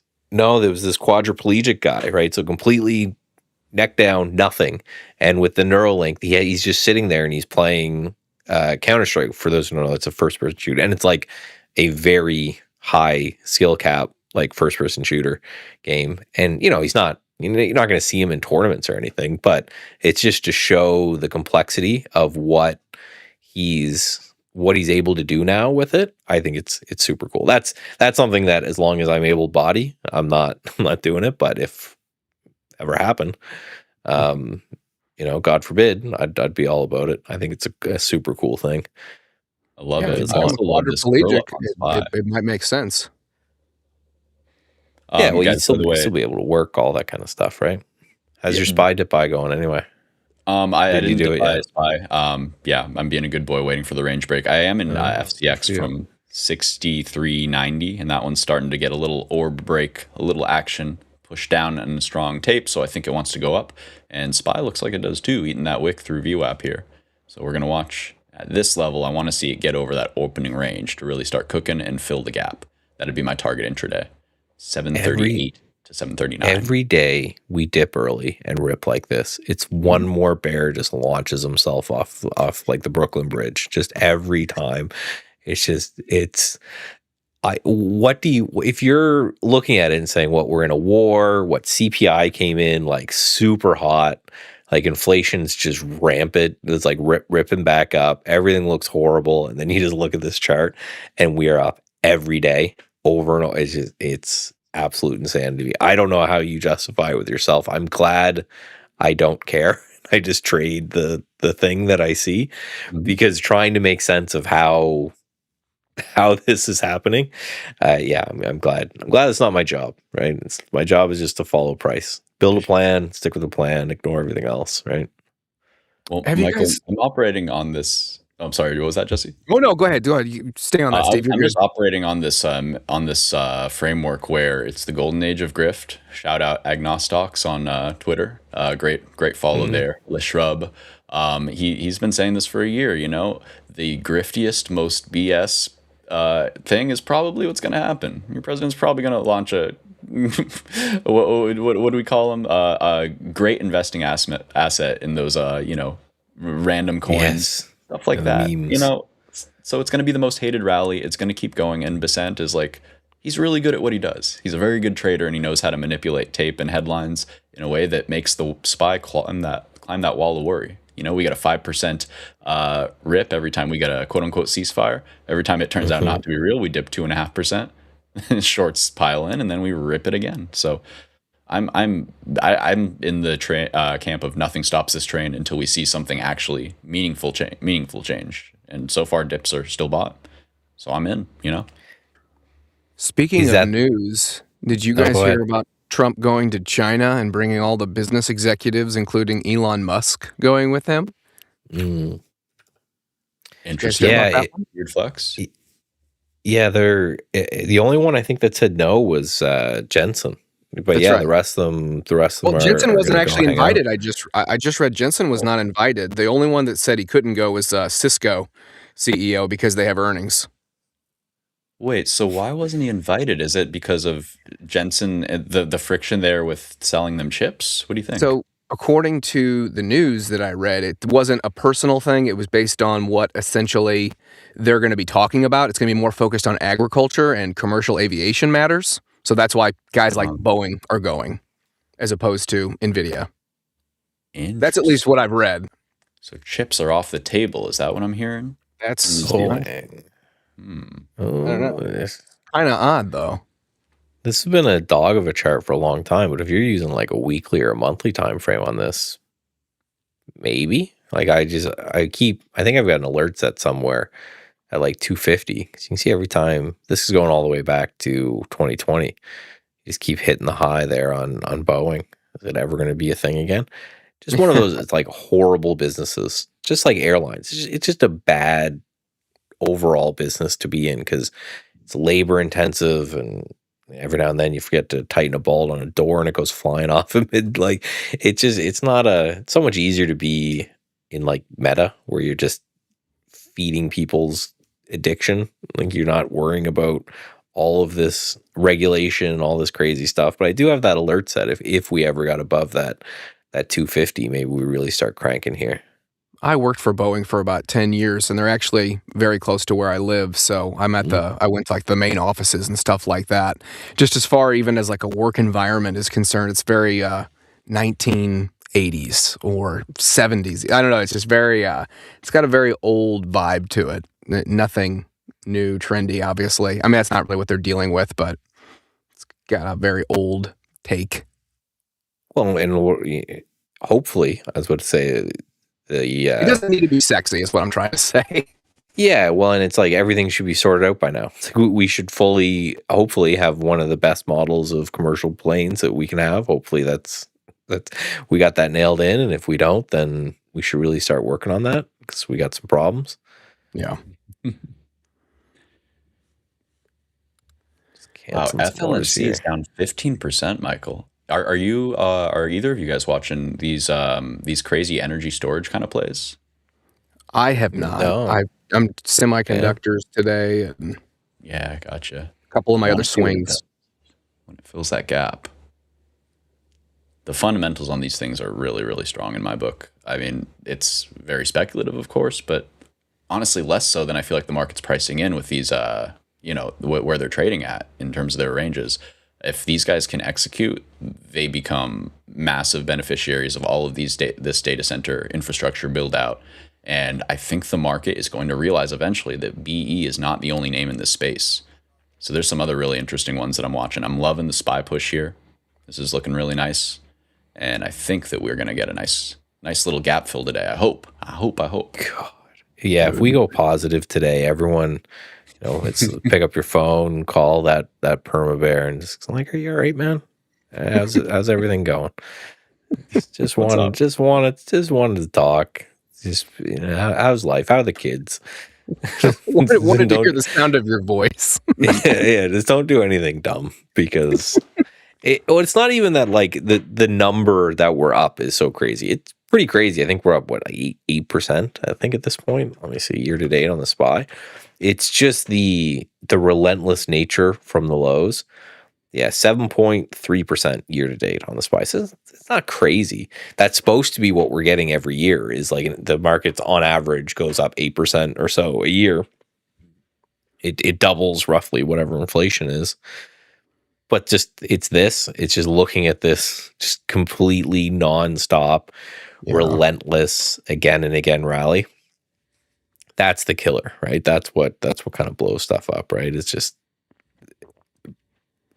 I've said it before and I'll say it again. This ends with a hedge fund explosion, just like it did last time. A hedge fund goes pop, and then you go, okay, that's the guy who had been shorting the market. I did a whole presentation yesterday on that. They were just hand over fist buying SOXS.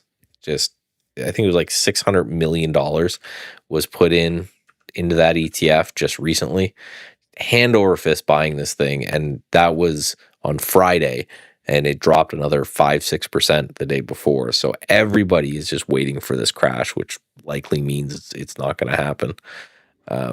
But yeah, just a relentless bid and no sign of it stopping. I was in, it's going to be a choppy. I was just based off the seasonality all year. Looks like that's kind of dead wrong. Unless we come back now, and then that's the highest volatility chop of all times. But it's just, again, never ending, relentless rally. And it doesn't stop, in my opinion, until we get whatever hedge fund is currently short the market, because they're net short still. We get that guy to pop, and then we go, okay, now we can chill out just a little bit. Yeah, I'm still seeing chatter on my X that Michael Burry is still massively short the AI market, and he's still very confident that it's a bubble and it's going to blow up. Which, I just don't know what to do with that. I do. Problem with this, yeah, buy stuff. What, Steve? Buy stuff? Yeah, that's my theory. Michael Burry. Do the opposite. I don't think Burry's a contraindicator. I think that it's so easy to get caught up in headlines, and the market loves saying he is full port short, and he has like a 2% position in puts or something, you know. And it's like, That's what I was going to say. He's still that long. The amount of times he's had to come out and like correct the media because they have confused notional value of options with actual like risked value.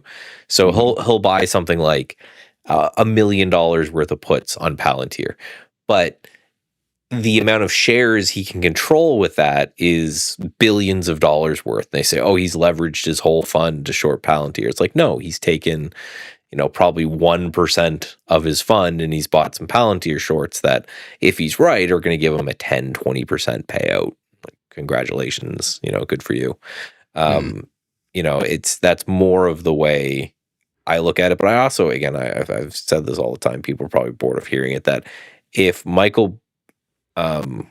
Christian Bale ever plays me in a movie, I know I'm so brain broken on the market that I'm never coming back at that point. You do this one thing amazingly, you should retire after that. You should just go, okay, I'm done. I did it. I'm going to take the millions and millions and millions I made off that trade and just retire into the sunset. But like Steve was saying, if you look at his portfolio, 90% of it is like, I think he wrote, I follow him on Substack. He wrote like a big paper on this MOH, this healthcare name. He's a Buffett style value investor who just every now and then, because he's the big short guy, if he says things are looking crazy. Then the other thing I wanted to say is that if people are right and it's 1999, that means the market's going to triple from here and then crash. Like, a lot of people forget that in 2000, it wasn't just boom and the market just like crashed one day. This mania lasted forever, and the NASDAQ tripled, and then it gave back like 80% of its value after that. But it wasn't in a straight line. It's not like you woke up one day and everything was gone. You had years to get out of your position before things got crazy. So I hope he's right in that case. Sure. I'm 100% with you. And if you also compare like multiples to the .com bubble, like, we have some room. Yes, we are extended. Nobody's saying we're not. But like, we are not at like historic bubble levels. And so for me, the question goes, I know it's not as simple as this, but I just think, when I think of the technology of the internet, of the World Wide Web, and what it brought us in terms of productivity and GDP growth, and I look at AI, do I think the AI can match that or go, be an even bigger beneficiary? And for me, the answers are a resounding yes. So for me, I think that we are so early in certain aspects. When you look at like semiconductor lead times and these memory earnings, this is not I'm framing it, especially in the semiconductor space, as just a very, very expansive CapEx cycle here. And it's just what they do. They go crazy. You can look at Micron's old chart and it went from $1 to, I don't know, $1 billion, $1 to 100, and then back to $1.50. These things are crazy like that. So I think a lot of people just, it's their first crazy semiconductor CapEx cycle here, and they don't know what to do with it.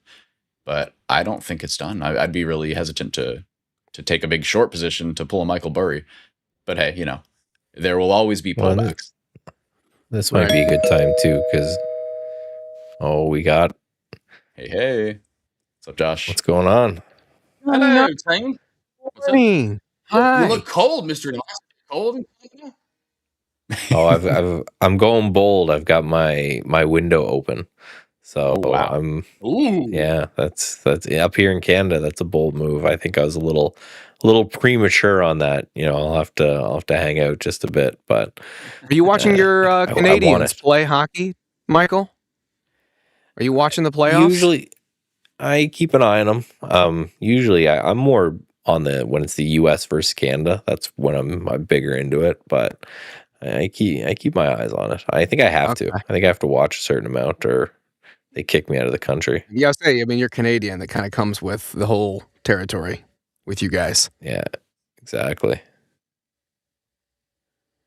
Looking pretty rough if it can't carve out a higher low here. I was hoping it could hold over that VWAP, and so far it's given the little yeehaw, popping above it, trying to base for 5-10 minutes, and so far rejecting. So far not seeing what I really want to see.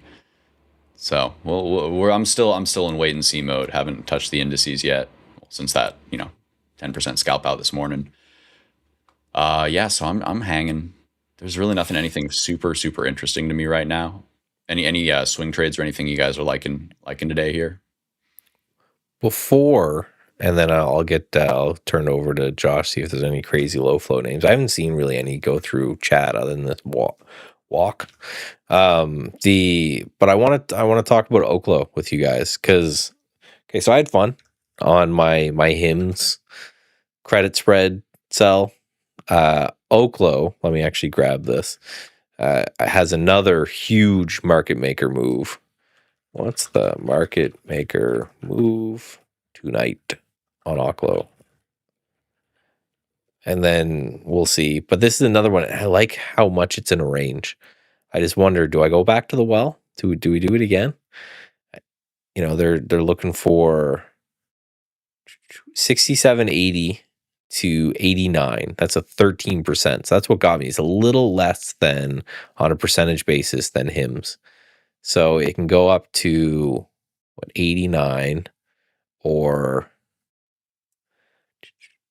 67.60. See, that's a little tighter of a range.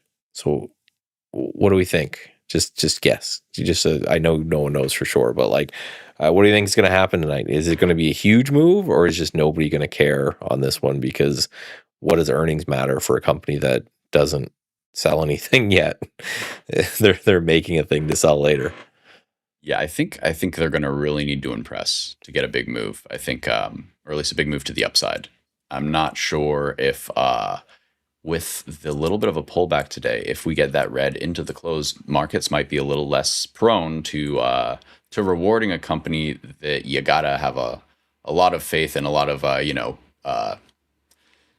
it's the mega growth play, the mega speculative play, right? Like these things aren't even like a uranium miner or something that's like a little ways out from becoming profitable and getting stuff out of the ground. They're like, someday we're going to build cool stuff. That's at least my understanding of them last time I checked. So when you have something that's speculative and forward looking, if it's not going to get people to bite right now, then in, calm, but not explosive tape, maybe that doesn't get rewarded. Okay. So similar to Archer Aviation that I have a swing on, they're not building anything really right now. And there's the possibility, of course, of massive growth and build and things, but that has continued to crater and fall and now kind of consolidating. But I've been in Archer for over a year and a half, hoping someday it might take off. Literally from the ground. Pun intended. But yeah, because what I did, just for people who are wondering, what I'm trying to get into as just a part of what I do normally is selling these butterflies, I guess, into these binary events into earnings. And what you can do is you can just structure these risk reward plays, and they generally will have a pretty negative risk reward play, but a pretty good kind of probability of success, right? So, if we do, I think I can actually show you guys this without doxing myself, probably, hopefully. Docs. Right, so you're here on the call. So the calls are selling for 360, right? So you sell a little call, and then you sell a put, and that's all well and good, right? So that's what, $8 a contract or $800 here, which won't let me do. So you just buy like these really far out of the money protections, and I'm just going to do this real quick. Doing like the 25 deltas for the protection. And then you just create, whenever this thing loads, just these strategies where you can kind of plot right? So this one right here has a basically a 1-to-1 risk reward ratio, max profit, max loss. And what you're betting on is that the volatility of these things are just super juiced going into earnings. And then if you get a move less than the 13.6% here expected move the next day, then you just like de facto make cash. And the idea is that the volatility just gets kind of compressed right after earnings, and you don't make the $500 per contract, but maybe you make half that, like you make $200 per contract just on a volatility squeeze. So I'm kind of with you guys. So you can sell it wherever you want. Like I just picked at the money there, but I was thinking the same thing. Is if I'm betting that there's more of a chance that this thing moves lower than moves higher, well then maybe I sell instead of the $73 one, maybe I sell like the 65 or 67 or something dollar one just to do. And the thing I like about this, and the reason I'm talking about this, is that it is antithetical to kind of everything else that I do. So I think it will be uncorrelated in nature, where it is most of the time I'm trying to pick directions, and this is the exact opposite of that. I'm trying to pick where it doesn't go. Where if we just don't move, then you get rewarded. I just don't know how many times I've been watching this earnings season and there's an expected move like 20-30% and you get 10. And I'm like, man, well, if you had just done this, and what's going to happen every now and then, just to let everyone know, is these things are just going to get absolutely obliterated. Just every now and then I'm just going to get completely smacked across the face and hit that max loss, and I'll just go, oh, that sucks. And kind of move on. But over time, the idea is that this, you're collecting premium. You're the insurance company instead of the guy buying insurance. So I like it. Looks like a good for a chart upside move, but as far as earnings, I don't see much movement from it. And yeah, I think it's going to be lacklusterish, kind of like yesterday with Hims and a couple of plays that moved, but nothing too big in my opinion. I'd be surprised if it got over 82 or below 65 today. Ooh, all right. Well, that's an at the money. So I'll do it again tomorrow, and I'll let you guys know, kind of what I expect here. Do you have anything to show off? Has there been anything in the land of small caps, or not so much? Yeah, it's very slow in small caps. ERNA is the only one today that we had moving. ERNA is the only thing. Had news yesterday, and then it's running today, and had good cancer news. Ooh. But that's what's running today is ERNA. Is that a real candle, or is that like a reverse split?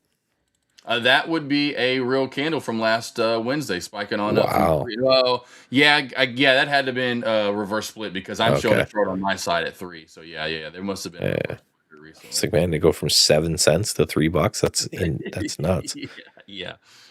Today's move is 7 to 14. So yeah, I'm guessing last Tuesday, Wednesday there was a reverse split because we've been looking at it since then. It's kind of that multi-day runner and about the only thing running and moving in small caps. Definitely, obviously today, but for the past week, it's been really slow.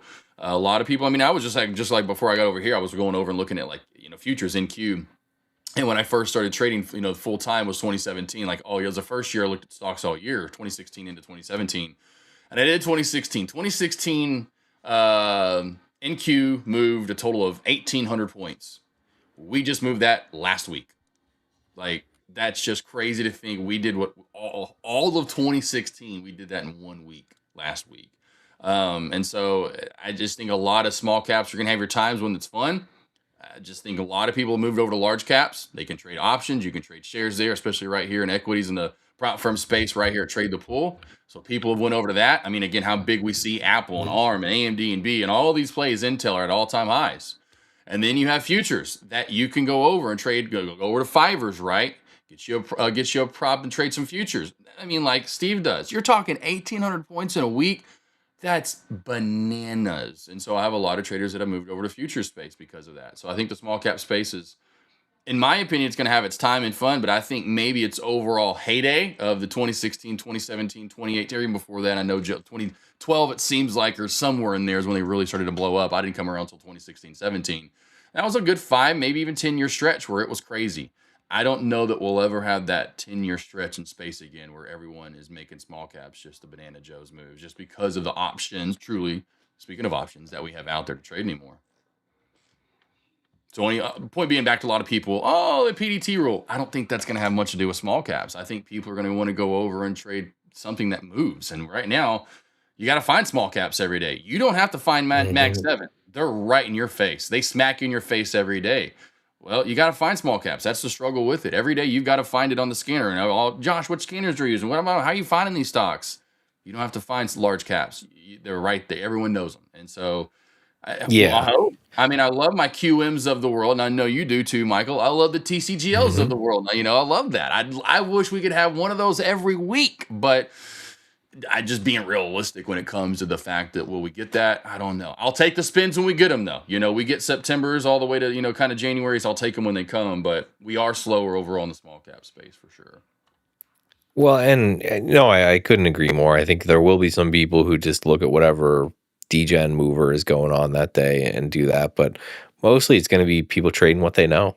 They're just they're going to look around. They're going to on CNBC or what's being talked about on forums or wherever they're going to find it, because most people, hopefully 90% of people with like $1,000 to their name who want to enter the market, are just buying the SPY, just sitting back, retiring early, all that kind of fun stuff. But if you really are super pumped that now you can do degenerate day trading, then yeah, you're a lot of NVIDIA traders and stuff. And the thing is, if you took every single sub $1,000 or sub $25,000 account and had them day trade NVIDIA, it's not going to move the needle.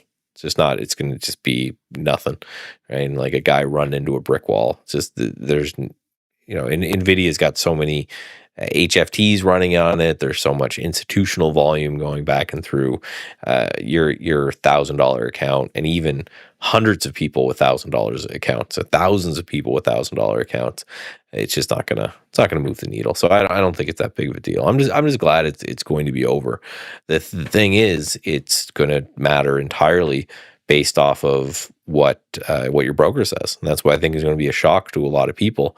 I would not want to work in the support section of a brokerage right now, because there's going to be so many people saying, look, and I put $10 with you, why can't I leverage it up 4x and day trade it? And the answer is going to be like, we don't want to deal with you. Sorry, sir. Like, if you come into my store and you're buying 10 cents of something, you are just a less of a valuable customer to me than the guy who comes in and spends $1,000. And it sucks, but that's capitalism. That's the way it works. Capitalism. Yep. Right? 100%. So yeah, overall smalls, and I think we say that way. I think we can get hot again around Juneteenth. That's typically a time when small caps can get spicy again. Then, of course, earnings is done for large caps. Maybe at that point, too, we start to see a pullback from some of these guys that have had such a huge run up from MU, SNDK, Intel, SPY, etc. All these all-time high runners. So yeah, take your base hits in the small cap sector. I'm finally, which we talked about, investing into these large cap plays like MU, etc. And just holding in for the swing up. Like you were saying, just like you're saying, Michael's like, I first looked at SPY and that pullback to 220 in 2020 off of COVID, and I'm like, oh, if I just would have, oh my god, like I wouldn't even be streaming live. I wouldn't be doing this, guys. I'd be done. I'd be retired somewhere on a yacht in the Bahamas. I'm like, because that's the name of the game. And you look at how big those moves are. Yes, day trading.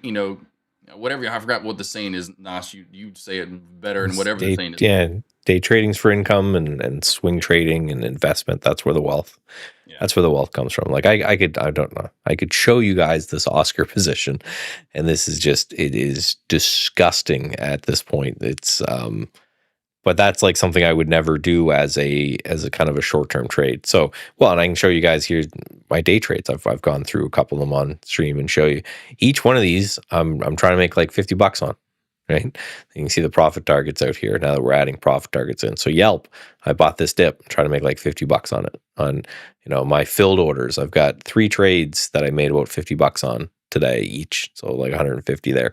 And that's the way I do a lot of my day trading. Is there a lot of like mean reversion kind of setups, and just can I, with a 1-to-1 or even a negative risk reward ratio, just be right 30% of the time and 60% of the time, and just grind out a decent little additional to my capital there, and then every now and then grab a swing trade on something that just rips and make a whole bunch of money on that, and then just come back to the day trading side of things, which is why another reason why I love places like Trade the Pool is that it makes it much easier to do that kind of a thing, in which you can have this account that you're solely designed to feed your real account. So hopefully you make a few bucks, day trading, and then you take that and you put it into a brokerage account, and then that's where you're kind of picking names, buying things like this Oscar that has just doubled, right? So imagine eventually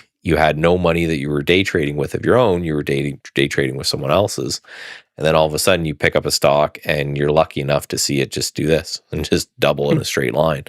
And if that happens, if you're young now and that happens 5, 10 times throughout the length of your hopefully very long career doing it, that's great. And you come in every day, you do your day trades, you try to make a couple bucks, you go home, and then every now and then you just knock one out of the park. Good for you. I'm sure it varies, but Michael, do you have an estimate amount of time that you like for your swing trades? I mean, I'm sure there's variance with that, but what do you like as far as time frame? A lot of it is 1 week holds is what I've for pullback type setups. If you're counter trend trading, I find you got to be in and out quick, right? If you're trend trading, then it's just a pure kind of trailing stop. Like find some sort of a chandelier stops are great. People can look them up, or super. There's a super trend indicator. I think just popping on here that I know is something that people really like.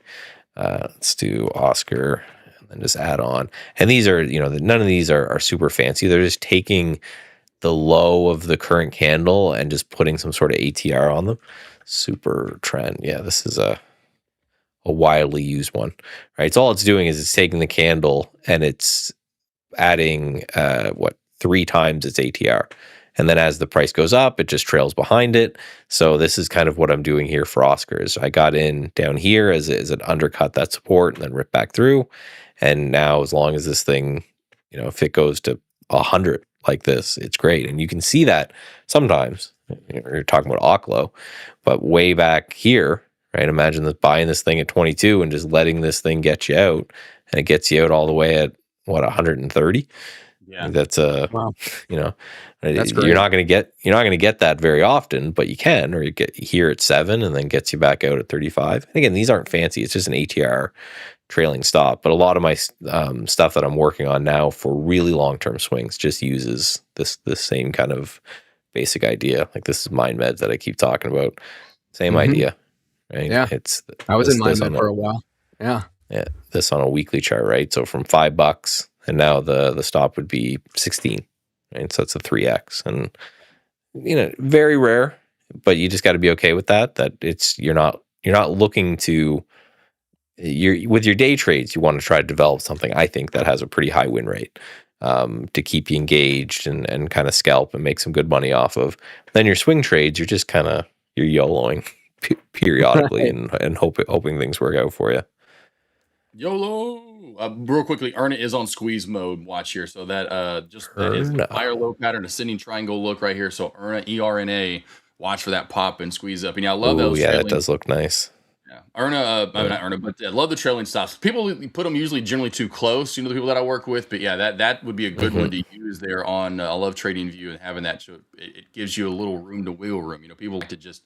They put them too tight generally because they go 10 cents away or they do it themselves. Like, 30 cents away. What do you like, Josh? What do you like as far as a trailing stop? An estimate? I don't really ever have. Well, I usually use the chart my brain and just say, hey, if it gets back over this, a big reversal area, like I'll just find something on there that says this is it. I'm going to give it room. If it gets back over this, like right now with MU, I'm still on this at the 630 mark. It's got to get back to I looked at the chart again, but it's somewhere. It's not even close to where I'm still good to go, right? I'm going to let this run. It's got to get well below 700 for me to cut back out of that.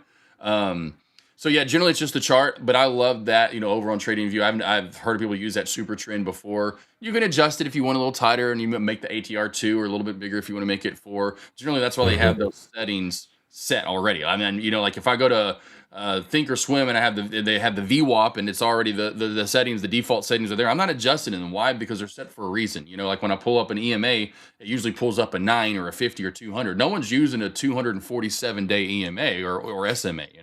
So that's why generally when you see that on Trading View and that super trend set at 3, leave it at 3.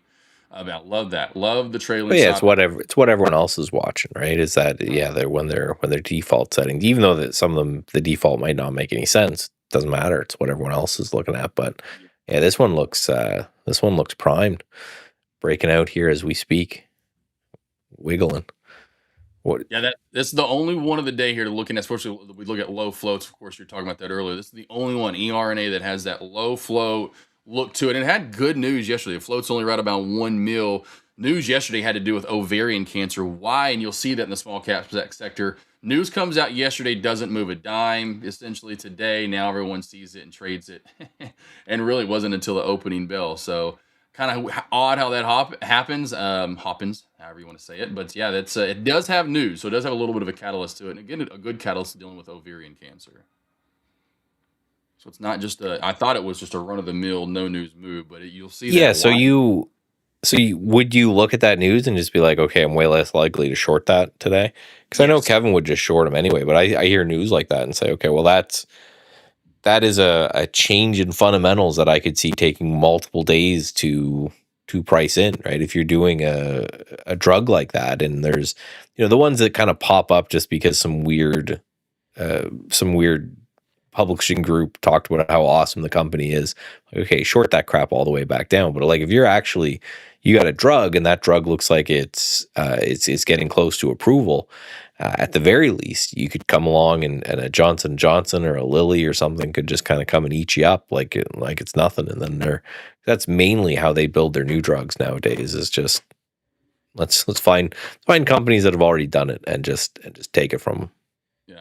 Yeah, this is definitely one of those ones where you have to be a little careful then dealing with that flow. And again, I know we've been slow in the small cap world, but that just takes that one spicy one. And yeah, that's what happens. You get traders like Kevin that are on real brokers out there that stay stuck in this, is the word I hate to use, but they are. I'll short here. Okay, now this is the top. And so we have a short squeeze. Eventually it happened because that float says 1 mil. But we all know if you're a trader that's been doing this for a while, that float's not 1 mil anymore. After that rotation and how many people are still stuck in the play, and people are still probably hopefully long in this from the bottom up. So that float's way less than 1 mil. So that rotation's happening faster and faster. And that's what makes this, like I was comparing last week, I think it was Steve on the stream, you get your F2, F3 tornadoes. This could turn into an F4, F5 in a hurry and really obliterate those shorts and squeeze hard. So that's where, this is more turns into a long than a short, especially that beautiful ascending triangle that I was looking at there. Of course, you can see Erna had. So one way you have to stay away from is don't get short squeezed, because that is where I think, in my opinion, most accounts get blown, is shorting and they get squeezed up, and then this happens to them. Well, this is another huge shout out for Trade the Pool, right? Like, if you are going to enter this, I'm going to short this crazy stuff game, please come here and do it with a broker, please. Because at the very least, we'll shut you down. Maybe we'll take your account. You got to go do the eval again. That will suck. You'll be mad about it. But we're not going to come take your house. the broker, however, with a QMMM or something, if you're short that thing and you're stuck in it, they're going to come take your house. They're going to take your car. They're going to kick you out on the street. Like, it's a very profitable game, but it is a very dangerous game. So again, I'd much rather you do that game here, in which we'll be. You're not going to see Steve show up at your door one day and with a crowbar and say, "Get out! I'm going to break your kneecaps." All we do is you go, "Okay." He's like the assassin type. He comes in like John Wick. You don't really see it. Next thing you know, Steve's like, and you're like, "Oh my god, this guy is murderous! I didn't see it coming." Yeah, we'll just take your account. We'll send you back to the eval. You'll be all right. You'll be all right. Do that kind of crazy stuff here. Don't do that crazy stuff with your money. I think, I could not imagine. And the people who swing it, it's probably really profitable to swing a lot of these. Like we saw when we did that challenge, and Kevin kind of smoked all of us because he just shorted one stock that just tanked like 70%. But you're not sleeping good at night. That's for sure. You might make a bunch of money doing it, but you're not having a good sleep.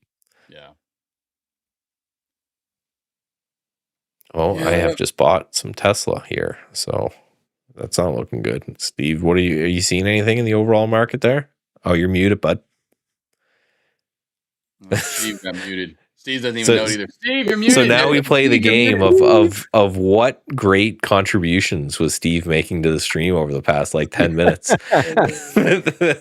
Or he thought we were all just jerks and just ignoring him entirely.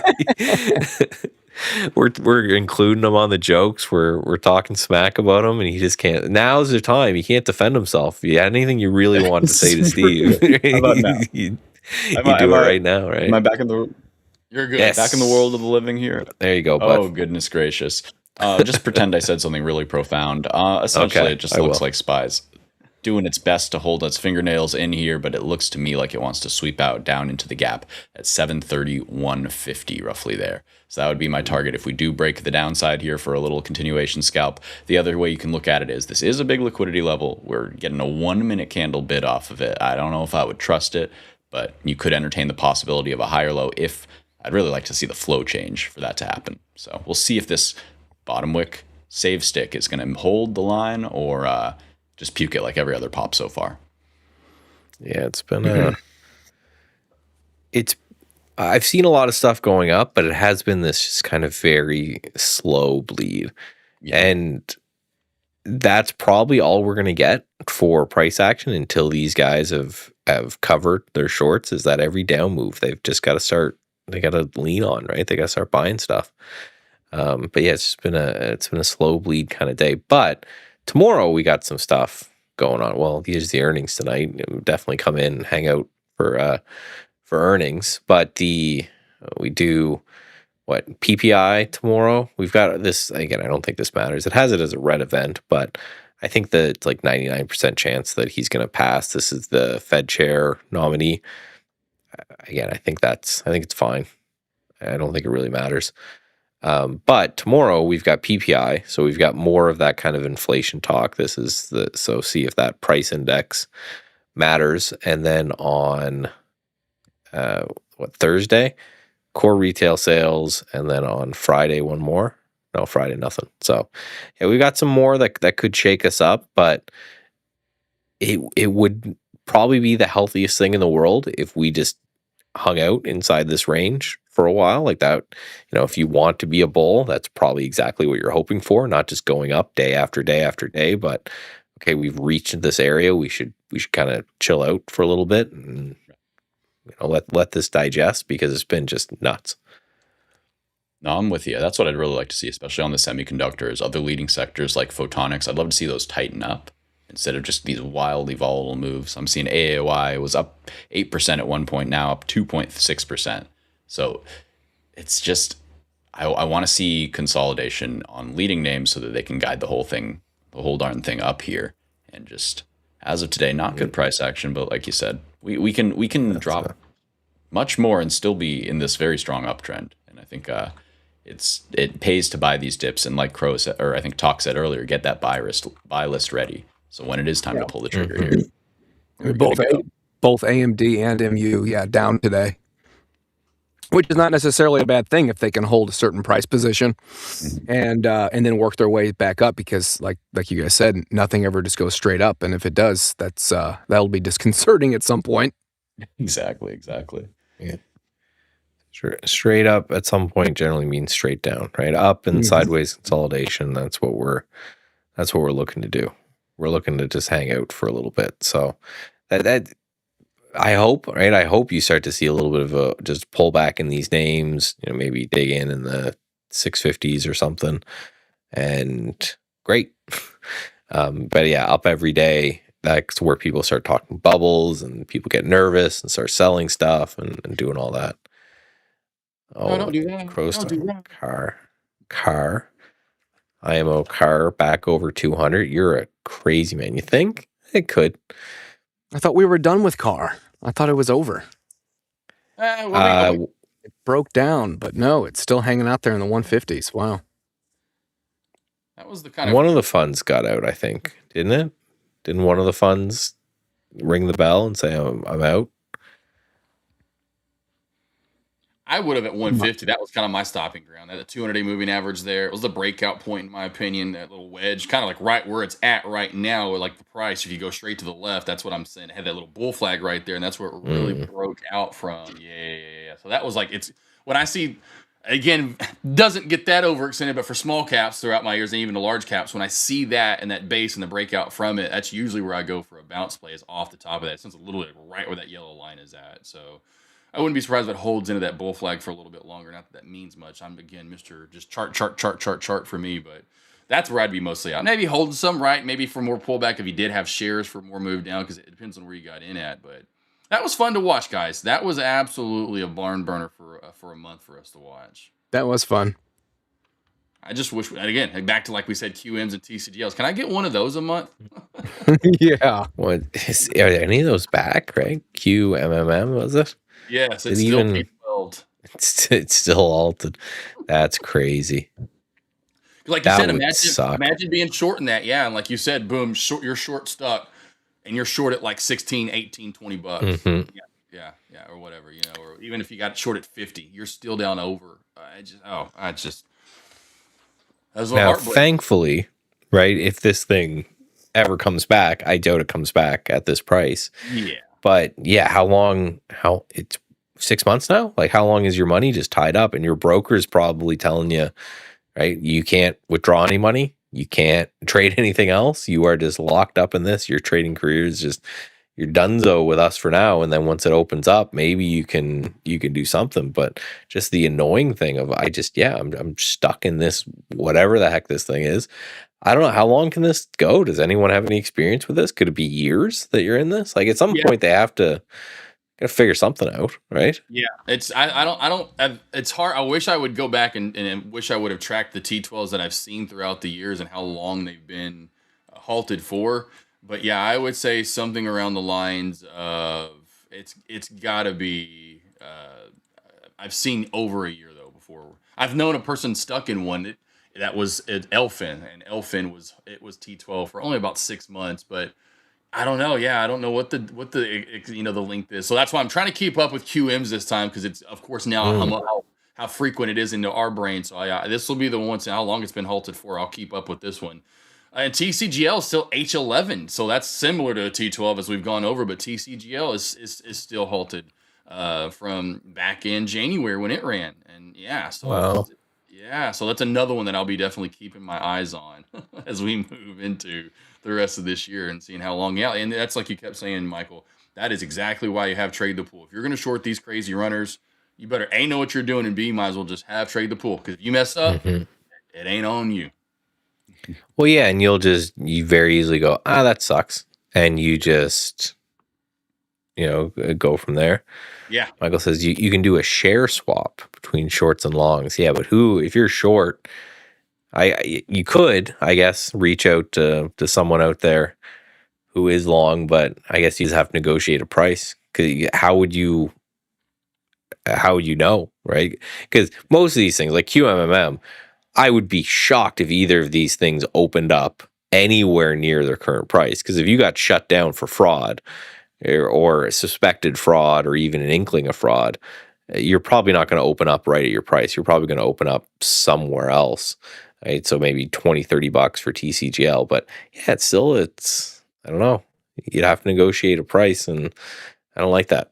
I like the market negotiating the price better. So, all right, guys, I am out.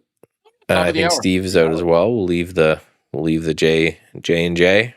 Take care of it. So, listen. Usually, I tell you to keep my market up, and now we're down a bit. So, if you could just, pump the stock a little bit, that would be good for my portfolio. If you could just now you really have to do something, Josh. Yeah, well, I'll see if I can't hold 33.50 for you, I will hold Steve's number. I do have a line in at 31.60. I like the 31.50 mark, so I'll definitely, if anything, okay, perfect. Hold that. It's only an hour though. I only got an hour right here, right? If I can't hold it above 31.50 in an hour, I'm worthless. As much as I've done. Listen, okay. We're gonna send Steve your house with the crowbar if you don't, right? That's all right, guys. Showing up, man. He's showing up to everybody's house today. You guys have a good day. Peace, guys. See you later, Steve, on the earnings.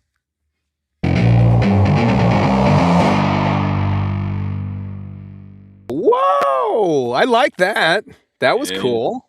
Nice. The J&J Show. Welcome to it. Every Tuesday, every Thursday from 11 a.m. to noon Eastern Market Time. You got it. It's the J&J Show, baby. Still watching Ernie here. She's working her way up the uptrend channel. Put those lines in. Got the high of day and low of day working there. That 15 key is going to be key. We know small cap land. If you've ever traded small caps, every $5 is huge. 5, 10, 15, 20. And especially plays that come from that 5 land up through 10 to 15. Now, we didn't see too much resistance at 10, but we did see a little bit, as you can see here. Got to 10 after we halted up here and fell right back on down. So 15, again, we're getting a little over it, I know, or a little bit below it, is the key mark here. Back through 15, we will see a move up to the uptrend channel line. Everything else in the small cap sector has unfortunately died off here that I've been looking at over the past couple of hours. It's been slower, and I've already kind of gave my spiel on the small caps. Overall, long story short, we're slow. We're just slow. We're slow.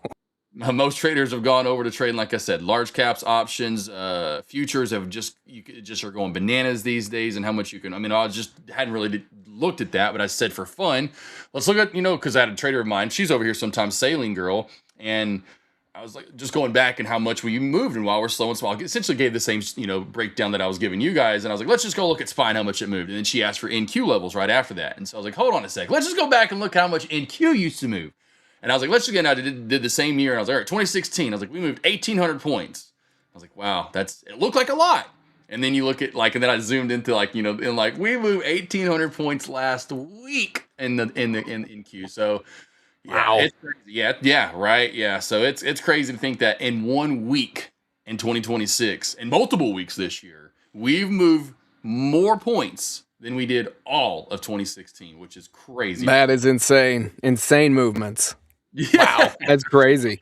Just a reminder, make sure you guys join the earnings challenge. You can see the link in the description. We have earnings today, 3:30 Eastern Standard Time. Steve and I will be here, and we will be doing the earnings today. So make sure you fill out your information and your prediction for the earnings challenge and a chance to win a nice free evaluation. I believe it's $25K. I believe that's what it is. Okay, we're going to 20. I know they were 5K. These were 5K. Maybe have we bumped. So they might be 5K. So no one freak out. They're either 5K or 25K. It's all good. It's all good. Looking at yesterday's winners. You're going to get a free eval though. Yes, you do for sure. Yesterday we had Ross win the HIMS challenge. We had ASTS winner Tyler S. and Mike D for RGTI. Congratulations to each and every one of you that have won so far. And again, we have, was it 2 today? QBTS. Target price set for 10 a.m. Eastern. So that one maybe just expired, possibly. That says, why does that say 5 hours left? Wednesday. So do we not have one? Do we not have one for today? We do have an.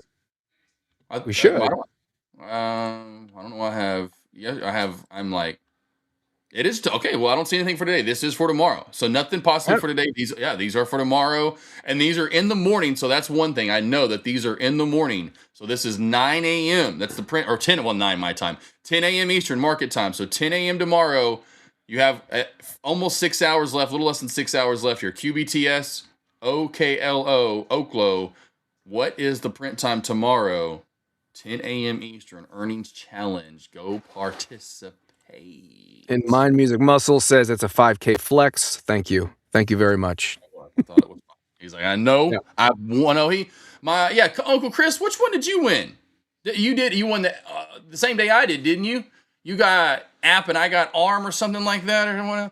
What could make a serious move here, Josh? I'll take a look at Waka Waka Woozy. I haven't really, looked at a lot of different small caps today, or really here generally recently, because just not really that pretty. Oh my God, I just saw what Walk did yesterday. Holy Waka Waka Woozy. Waka Waka, wow. Yeah, that is a huge move. Now you're looking at, okay, well, that looks pretty cool, Josh. Well, let's just go back in time here a little bit and go, holy moly.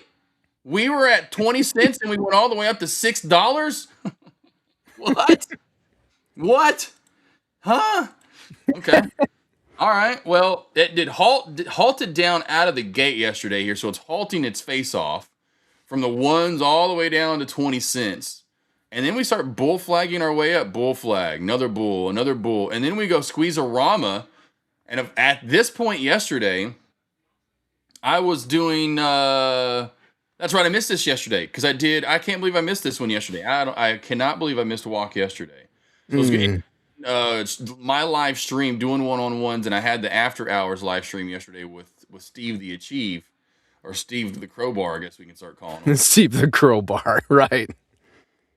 So yeah, we'll keep an eye on Walk. WOK has made moves in the past. WOK, beautiful move yesterday. Holy Waka Waka Woozy. We have 350-40 resistance for today. If we get over that for WOK, the next resistance area I see over that mark is going to be right around 385, 375 area for WOK. And we do have, and again, my more favorite play of the day still for small caps is this ERNA, just that it has news on with ovarian cancer yesterday. And of course, the nice move it's made up today here and continues to climb. Nice. So you still doing Mr. Tesla every day? I have been looking at Tesla, but I've been really just playing with MU. Okay. Been doing a lot of MU lately. What else have I been doing? I've done MU.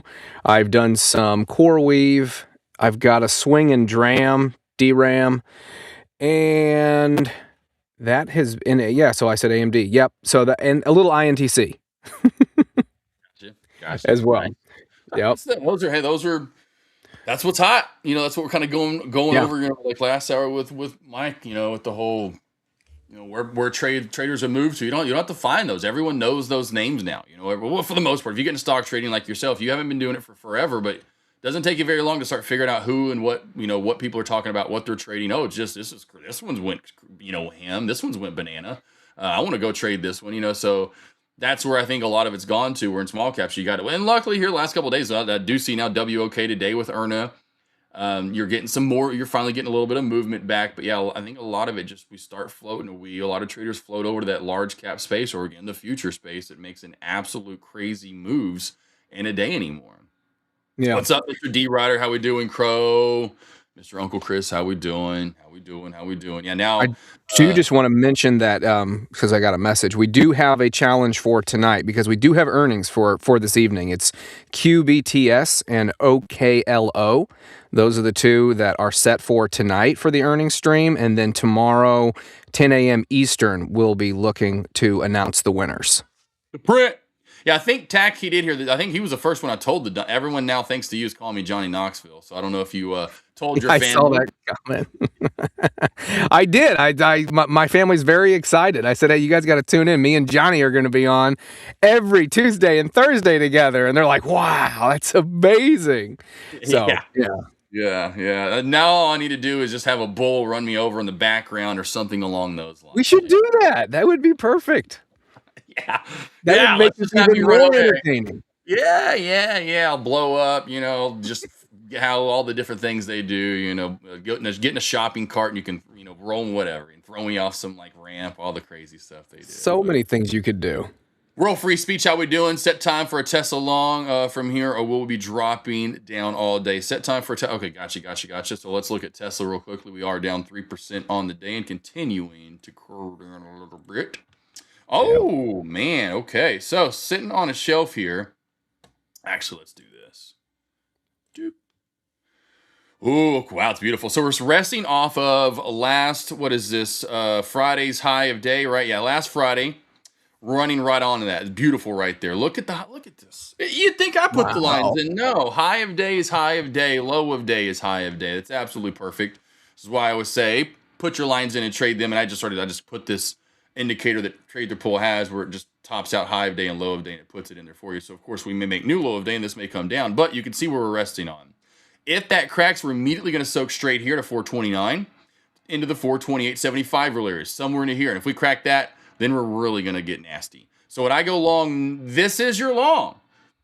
Go long. Take every trade you want. I like the area. It is a good mark. Then just set a stop loss at, like, say, if it gets under 430. Because then where you're soaking down to next, and that's not the long. The next best long, in my opinion, would be somewhere right about right there. That's where I would look to go long next. And then the best long, if it does come back down, is going to be right about right there. So again, kind of like what we were showing earlier in car, where I was saying with 150 and why I could see that was where I had that down to 150. I should have held shares down to it, but I wasn't in the swing account on it, so I got liquidated at the end of the day at like 228. So I missed about $75. Sue me. I still got 175 out of it. But nice. Yeah. But this is what I'm talking about. This flat plat breakout. So it's not only flat up top, but then we break out from it really nicely. And I mean hard. Then the next day we come down and bounce right off of it. So not only could you go long at this mark, essentially at 18 into 1750. I love 17.5, essentially 250, 350, 5, 750, 875 round number.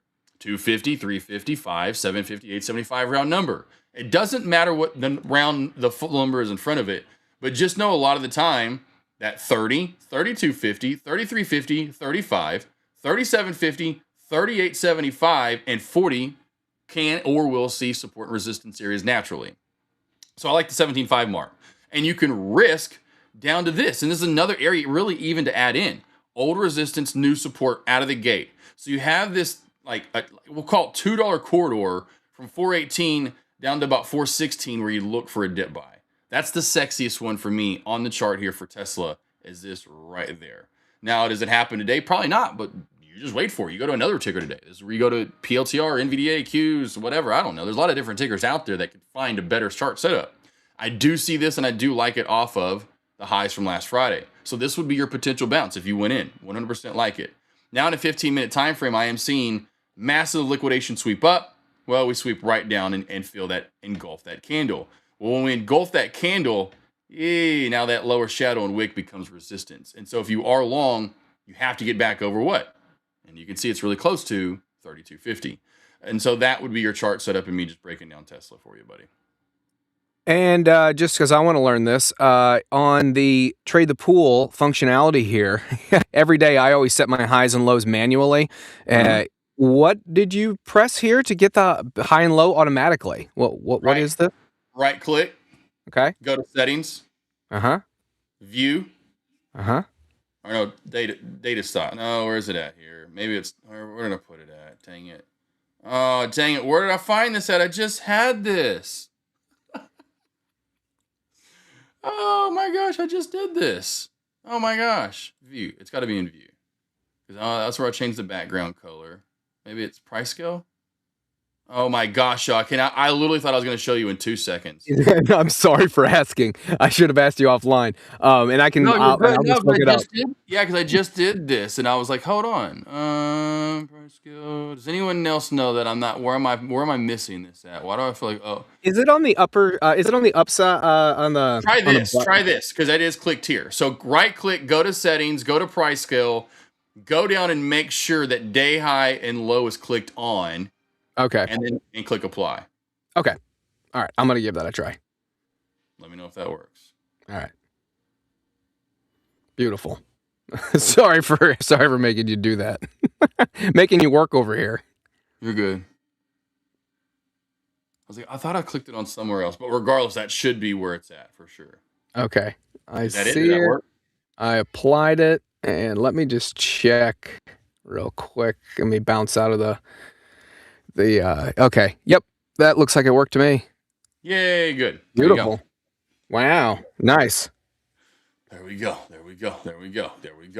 Thank you, Nigel. The student under more options, click set to default. Gotcha. Cool. I know there was multiple ways, and I think I did it the first time a different way. Okay. No, that's super helpful. I always just manually set them all in pre-market. So that way I notice where everything's at. But no, that's going to be way more handy. Great functionality. Good job, Trade the Pool.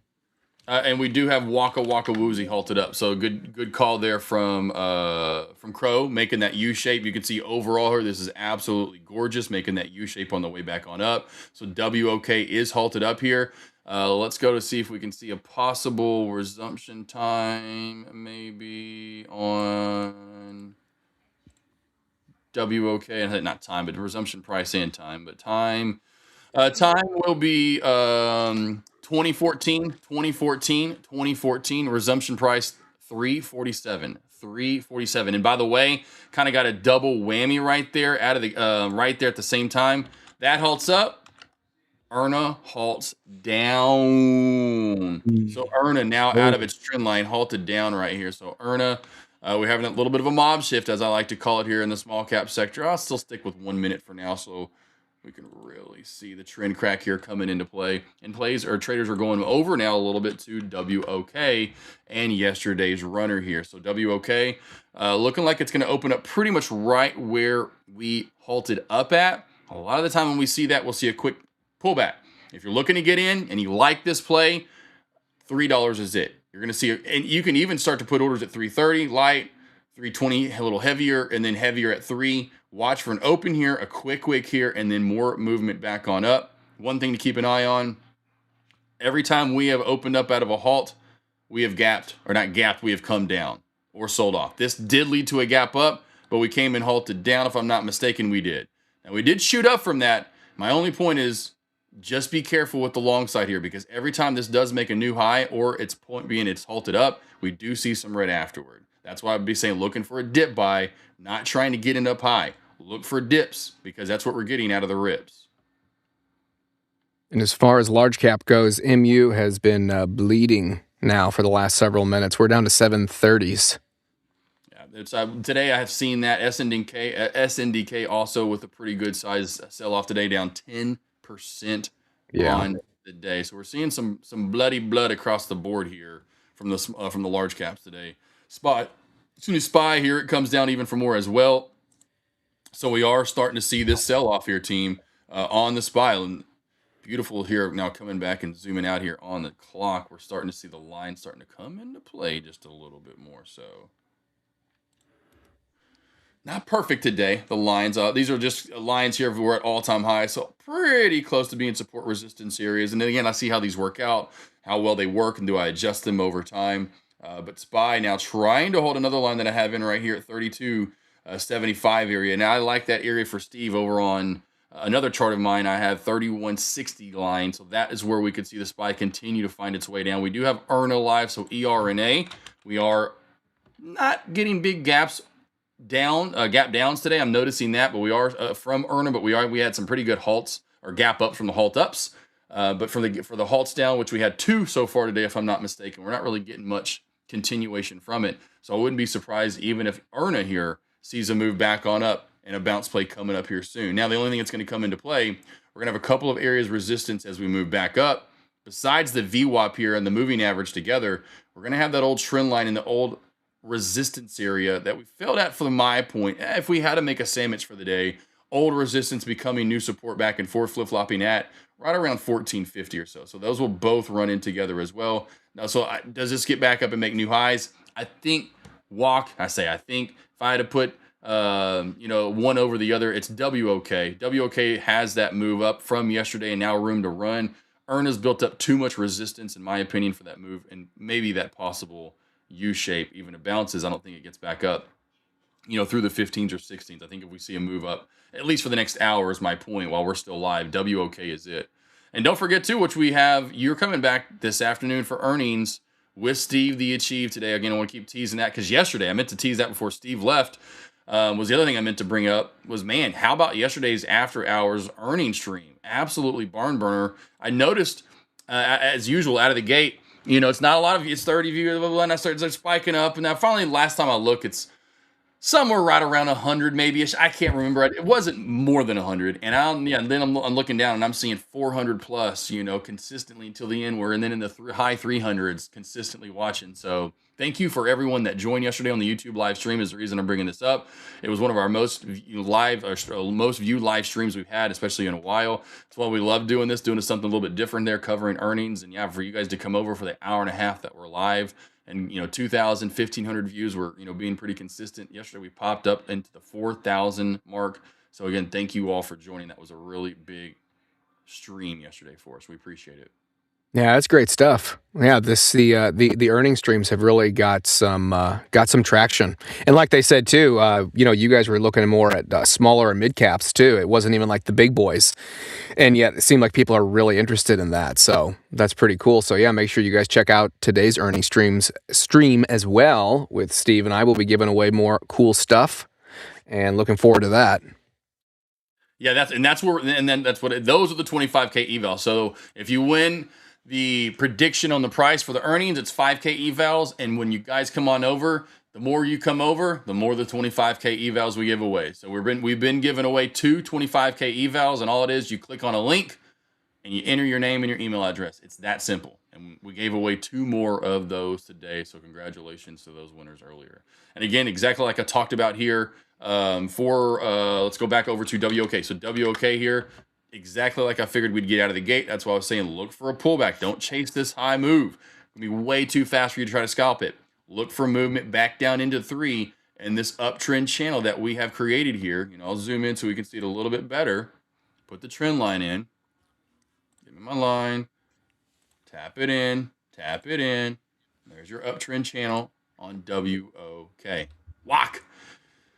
Oh, that sounds good. I haven't had some good Asian food in a minute, man. Me and Avery used to eat it a lot more. I have not had a good, oh my gosh, what are those bowl places, where you get Oh yeah, the bowls, sure. yeah, God, Yeah, those yeah, are yeah. so good. Or even a Those are good good.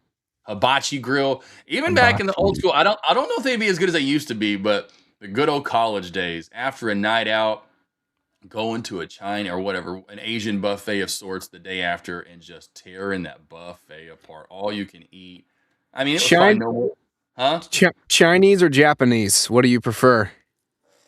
Honestly, probably Chinese in my opinion, but I like anything, honestly. As long as it's not moving around and it's still alive, I'm good. Sure, sure. I love some good sushi. Oh Yeah, my goodness, sushi's I'd great. almost Yeah, have that every day. yeah, sushi, some edamame. Oh gosh, yeah. Get some. I love it, love it. Love some lo mein. I love some, of course, beef and the beef and broccoli or just any of that. The crab rangoon. Oh my God, give it to me all day long. The egg rolls, spring rolls, whatever. Just give them to me. But yeah, that was the. I mean, what's crazy thing? We probably went to that all you can eat buffet back in the day with a drink. Probably left there with after a tip for like $12. Something Yeah, like that. yeah. Like Dirt and now cheap and amazing. yeah, nowadays, literally with the tip, $25 or something. Probably haven't been in forever, but oh Have you man, ever had puffer fish? Tack wants to know. I've never had a Most puffer fish. dangerous meal. Yeah, I don't think I'd That want. sounds dangerous. I've read about that actually. Yeah, puffer fish that can be really dangerous to eat. Yeah, I would imagine being poisonous and such. Yeah, leave me. I'm good with that. I'm good on snake.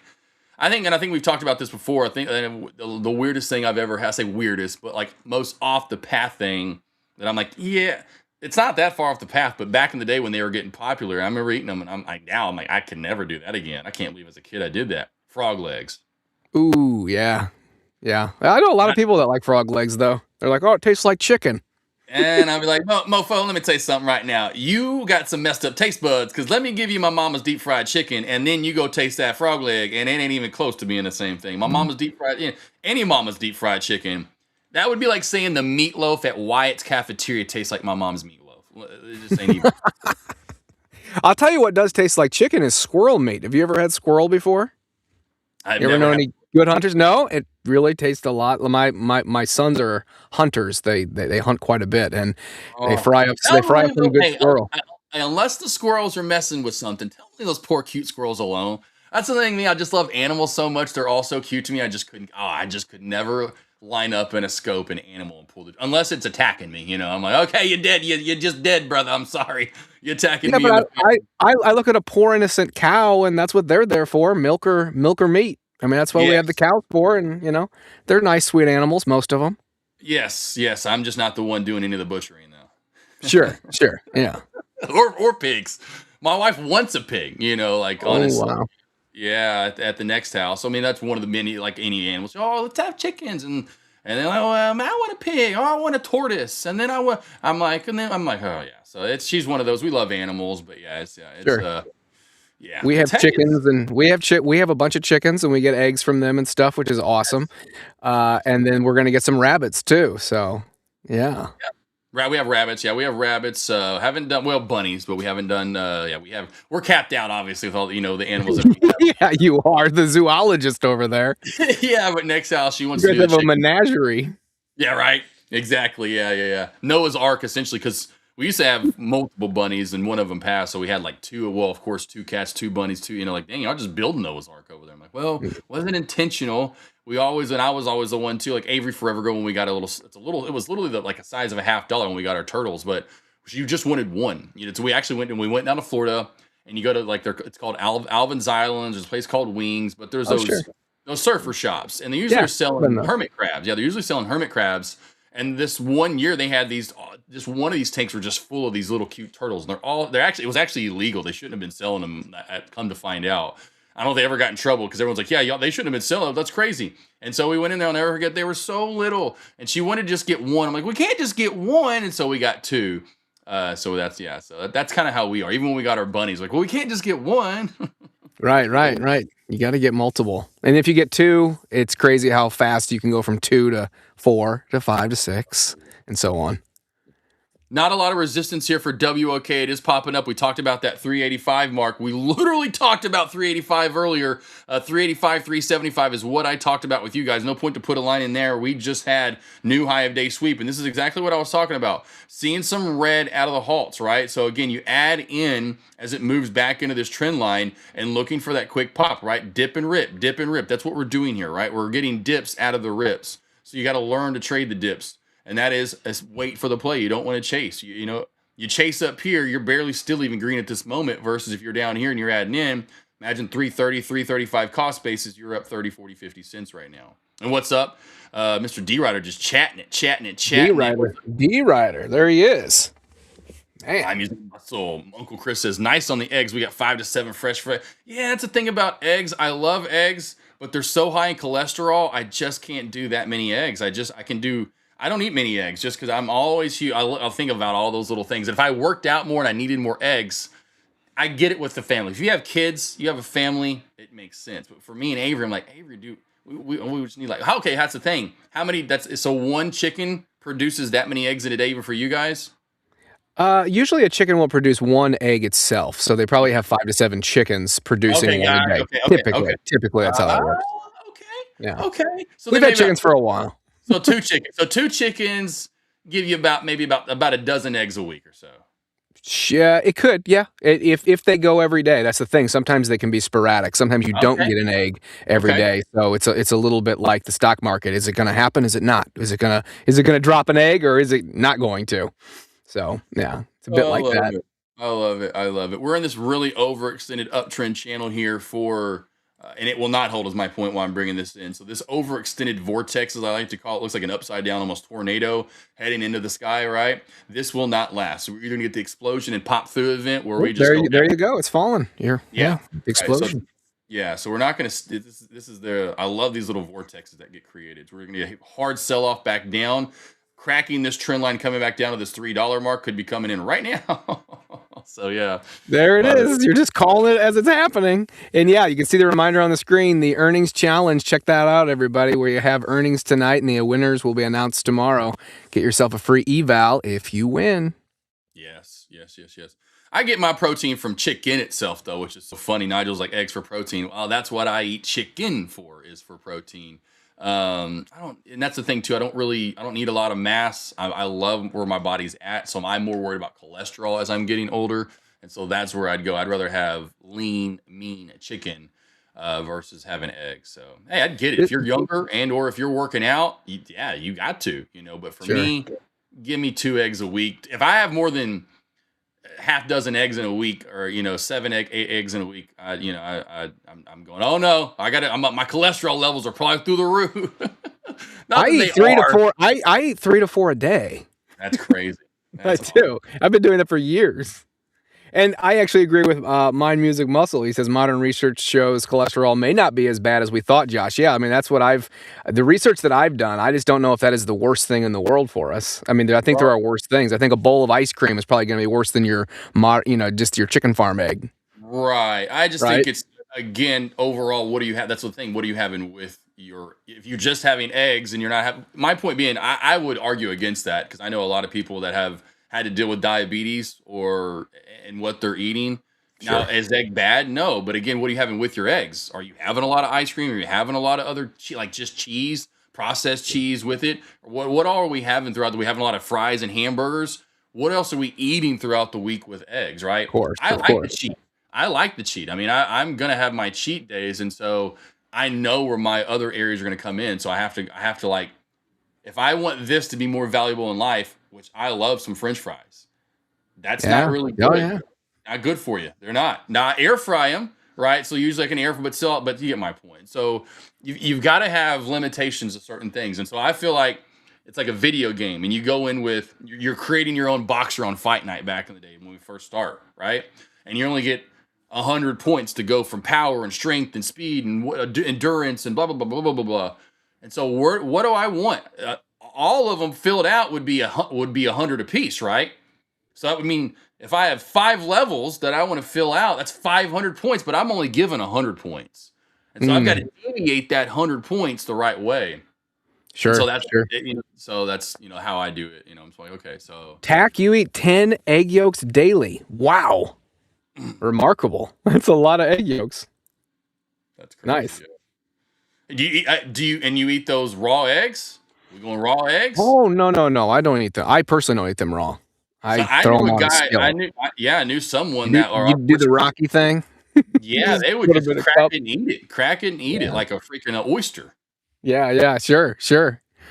No, I've seen that. I've never even attempted that. I don't think that just is. No, that sounds disgusting to me. Muscle man over there, 15% more lead to meat and rare. There we go. So yeah, Mind Music Muscle. Yeah, so he used to there. That makes sense. There you go. 3 used to bodybuild. So that makes a little more sense. Little more sense there. Little more sense. But yeah, no, I'd want to do once. I wouldn't mind once in my life, because you even see like Horsey watching Mortal Kombat, and how like Liu Kang got really ripped from. And here we go, halted down. I told you it was not going to last long. That vortex was not going to last long, and we are halted down. 331 halt down. WOK. Wow. I would like once in my life before I get too old and where I'm at right now, and I'd love to do it with maybe some motivation and do it with Avery. It would help me out. Hard to do it just all on my own, but I'd love to do like one of those like you see Hugh Jackman. You see like that the guys from the movies essentially go on this 3-month, 6-month stretch of they are on the very strict diet, but they're working out every day, and it's. Because I was thinking about that literally. I was in the shower early and I'm in the shower. For whatever reason, that was crossing my mind. I'm like, Josh, your job is this from 7 a.m. till. So imagine if they're just actors. So all they do, like when Henry Cavill's got to go be Superman, all he does for 6 straight months before he hits the set, 2-3 workouts a day. He's eating 50 eggs and he's eating 10,000 calories and he's getting jacked. He's getting huge. But you get my point. I wouldn't mind doing that once in my life. Just go. Let's just see what I can look like if I just want to get leaned out, ripped up, cut, shredded. I don't want to gain too much mass though. Is the point? Because I don't want to stretch. I don't have stretch marks, and I never want to have stretch marks. So I don't want to get like super big and then have stretch marks afterwards. I'm a what do they call that back in the day? I'm a metrosexual like that, okay? You got a Ryan Seacrest with us. I worry about my look, okay? But yeah, I wouldn't mind once in my life. And yeah, all the technology we have in the world these days, and like you said, the studies that are out there, and would not take that. So man, it would just like, Josh, how fast 6 months goes by? Like it's gonna be October, November before you know it. Just just do it. And so I would love to do that, and then you able to like, dang, look at this guy. Sure. Yeah. No. It's a simple 6-month cut, and then adding some muscle on top of that too. That can really change your entire physique and look really quick, especially if you're in the gym 4 or 5 days a week, Right. and you're really monitoring the food. I mean, that's really where it's at. Abs are made in the kitchen or not made. Then he says, do it, then build a race car and go crazy. I love it. All right, so WOK is halted down right now. Resumption time for WOK is looking at right now 20 after. Oh, that was from earlier. My bad. Let me get clicking a recent here. Resumption time will be 30 after, and 46 seconds. So coming up here in about half a minute. Resumption price showing 341. So showing a little bit of a gap up here. We'll see if we get that here from WOK. Giving us a little bit of movement. Yeah, I wouldn't mind though once. Especially having the 6'3" frame already at $190. In between 190 200. I could. I'm like, hey, I could. Hey, Yeah. I would love to give it one round, and then that's the thing too. Is it one of those things where I do it and I stay that way? That's like, and then I get this whole like new mental, because you see that from a lot of people that when they get that, like, hey, I want to stay this way. I feel so great, how when they get, nice leaned out, eat super clean. Mm-hmm. But then I'm going to miss a lot of them. I'm like, well, I miss it. And then I think like you're saying, like, those guys that get that way, like, Uncle Chris was saying, you can then cheat, you have your cheat days, but boy, you're just so ripped and you're so physically fit, how much exercise you actually do, so. Yeah. All right, Yeah, so we had our vortex. Remember this, guys. This is the stuff going back to like stuff going to the gym. I did this every day, going to the gym for months and then years on end. So my brain, you got to think about my stock trading brain. It's so sexy. You got to think about how ripped my stock trading brain. Wow. All right. Now we're getting into the weeds. Let's go. Oh, I'm flexing up here. Look at me flex. It looks like I'm having an aneurysm. All right. Super flex. Yeah. But I just would notice this. So notice again, guys, it doesn't matter if it's small cap, large cap, doesn't matter what the ticker is. It can go from, a $3 WOK to a 25,000 or whatever, NQ costs now. When you see these tornadoes, these vortex getting tighter and tighter and tighter and tighter, and you get this tight, there's a move coming soon. It's either going to be an overextended, crazy explosion up, or you're going to get your sell off, but it's going to crack or break. Either way, it's not going to hold the vortex is the point. And now we're back to the original trend line. So if we crack this, back to down to that $3. So 3 to this 285 area would be your next area to add in, back up off of that VWAP. Nice. Good play there, good alert. Has been a little bit more lackluster from Erna, but still recovering. By the way, and no, they're going to be happy. And I told them I would do it. SPY, thank you, beautiful girlfriend. Right up off of almost our 30. I have a line in at 31.65. I told you guys on the TTP stream. Mr. Steve, I should say, said 31.50. And I mean, if we are on it where we said this play would hold up at, and now we're starting to look like a little inverse head and shoulders on the 1 minute time frame coming into play here on the way back on up there for the SPY. So SPY is holding that mark we talked about earlier. And I think I will, in the last 22 minutes here, be able to take a deep breath, sigh of relief that Mr. Steve the Crowbar doesn't have to show up at my Steve the Crowbar. Oh my goodness. We should look at Tesla according to who just said this? Let's see. That was just solid. Oh, World Free Speech says take a look at Tesla now. Okay. We will do this. You asked, and we will. Tesla and SPY kind of look similar. Yeah. Yep, starting to come back on around there. Did it quite get down? And went a little lower. Did it get to your mark? It went a little bit lower than I was thinking it would go to, right? Where we have to go back, I think, a couple of days here to really find it. But I wanted this lower. We still have areas lower here, but we went down a little bit lower than anticipated. But now that area that we just came from is going to be resistance, which is right around that 30 mark. So know that on the way up here. Yeah, right here. Where is that at? 30, even running into around 29.50. So if you did take any sort of long, 29.50 back into 30.50 essentially will be a really strong resistance area. We'll go in and do one of these doodads. I'll do okay. I would call that more of an, oh, that's what that's going to be. Oh, okay. I want it more this way, and I want it skinnier. Choop. Choop. Choop. Right through about there-ish is going to be where your new resistance area is going to be at on the way back on up. So you're about to start to get into it here. And again, nice, good move back on up. And yeah, really, you see that some days. I call it hand-in-hand action, but SPY starts to pop back on up, and you may get some other plays to run hand-in-hand with it, what you're getting here on Tesla on the move back on up. Good alert there, World Free Speech, and yes, daily earnings. We're getting closer and closer to the end of the J&J stream. Don't forget, guys, you have more time. Not more time, I should say. Forgot not more time. Worded that wrong. You have until the same time as yesterday or any day for the earnings challenge, but we're going to do a little different today, I see. So the target price set for that you're going to put, right? The predicted price, you've been doing these, hopefully today's not your first rodeo, but even if it is your first rodeo, you have 5 hours and essentially 20 minutes to submit your prediction. What you're looking for is what price will QBTS be tomorrow, May the 13th at 10 a.m. Eastern. So think about that. What the price will be tomorrow, 30 minutes after the opening bell. So this is making it even funner and harder, really, right? That is more difficult. It will be way more difficult than the ones we've been doing. So now OKLO, same thing. So we have two big guys today, or bigger guys, bigger gals, however you want to look at it, that are coming out with earnings today that Steve and Jesse will cover later today in those beautiful after hours earnings streams that we've been doing. Again, OKLO QBTS, your submission is due in 5 hours, 18 minutes, and some change. Your target price that you're predicting is for tomorrow at 10 a.m. Eastern, 30 minutes after the opening bell. That's difficult. That's really difficult to do that. Whoever wins that is A, really good, and B, a lot of luck. Really lucky. Really lucky. D Rider says he's not voting. He's not doing it till the last minute. The buy is a good idea, but you still got a long way to go between the time you're gonna submit and then 10 a.m. Eastern. Whew, So a lot of time. Hours. Might as well submit now. Yeah, right. Yeah, literally. Just do it now.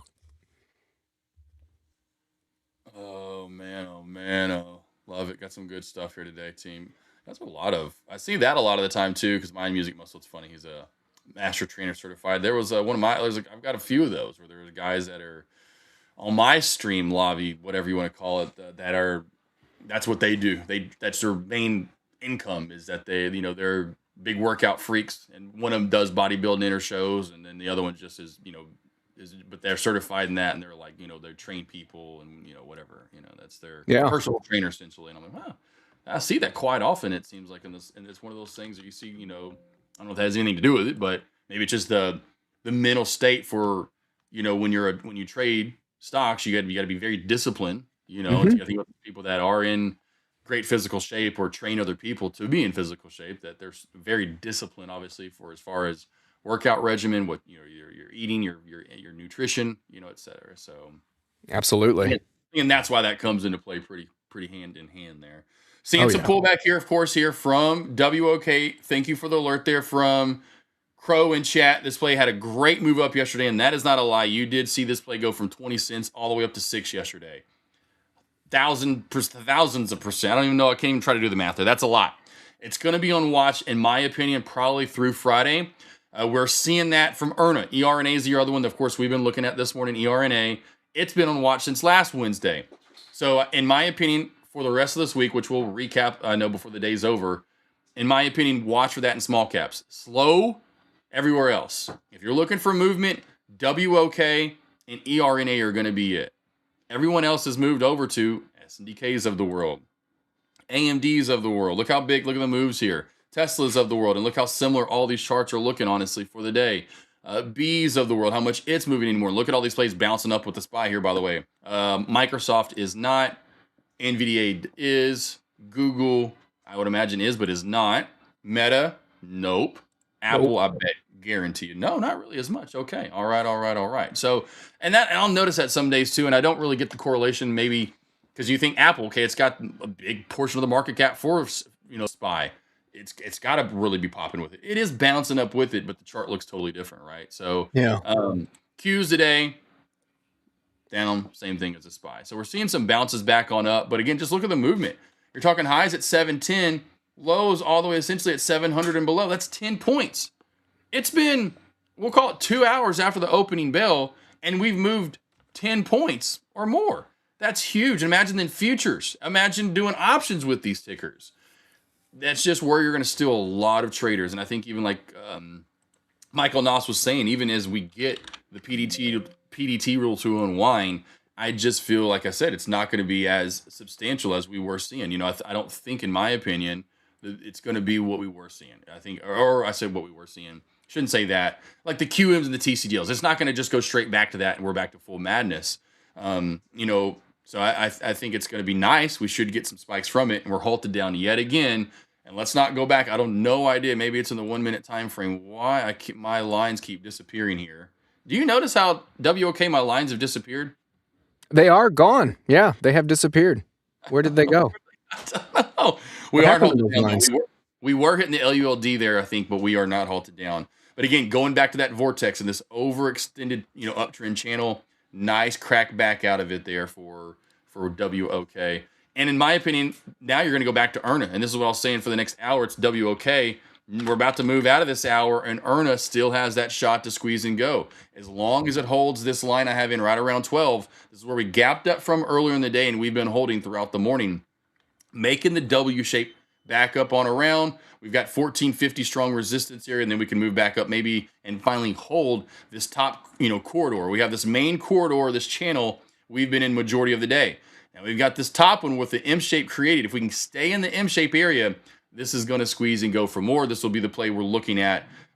Most likely, well, not that you guys will look at small caps, but in Power Hour, you guys do a recap. You're looking at plays that are still moving. If this play can get back up and hold this channel, it's going to squeeze and go for more, and it will be one you're looking at in the Power Hour. And two overall catalysts that I'm noticing on the news as far as why we might be bleeding a bit today is the retail inflation report came out. It was hotter than expected. And also fears of the U.S.-Iran ceasefire collapsing rose as well. So there's those two big news events, things happening, as well as why potentially some of this could be going red on us this morning at least. TDIC here from Mr. D Riders Play. Strong resistance at that 2210 mark. Support down below is going to be at 190. And then again here somewhere right around the 170 mark. Nice little move there for Mr. D Rider. Said he was looking at this one right now. At high noon, I'm hitting the local saloon. Oh, boy, he says I'm going in getting me a hot Italian sub. That's pretty good. Yeah, Wolf, world free speech. Whatever you do, stay away from the steroids. Yeah, that is something. Yeah, they're bad news. I've known some people on the roids, and that will mess with you. I didn't know. Yeah, I'm like, man, I'm such a natural person. I just no way, no how. It just ain't happening. And then I see all the stuff that happens to the people that take steroids. Listen, do you see this? I know I got some grays coming in. I don't want any acne, I don't listen. They got clear skin. I see their backs and their chest. Listen, ain't happening. I want to keep this beautiful, pretty body I got. I was just talking about getting a little more lean. That's all. Come on now, guys. You got to take it to steroids. Do creatine. I mean, it's not steroids by any means. Creatine's great. Yeah, there's those. I mean, that's all I would do. My wife, she did this. She's beautiful and gorgeous and lean. Anyway, someone asked her. She has a couple different Instagram accounts, and one of them blew up. And so then she had like this, back when like 2015, 17, all these. Hey, do you want to be a brand ambassador, right? And so one of these places that had flavored, protein, all those different like powders that you can put into shakes, sent her a huge like box of just a ton of it.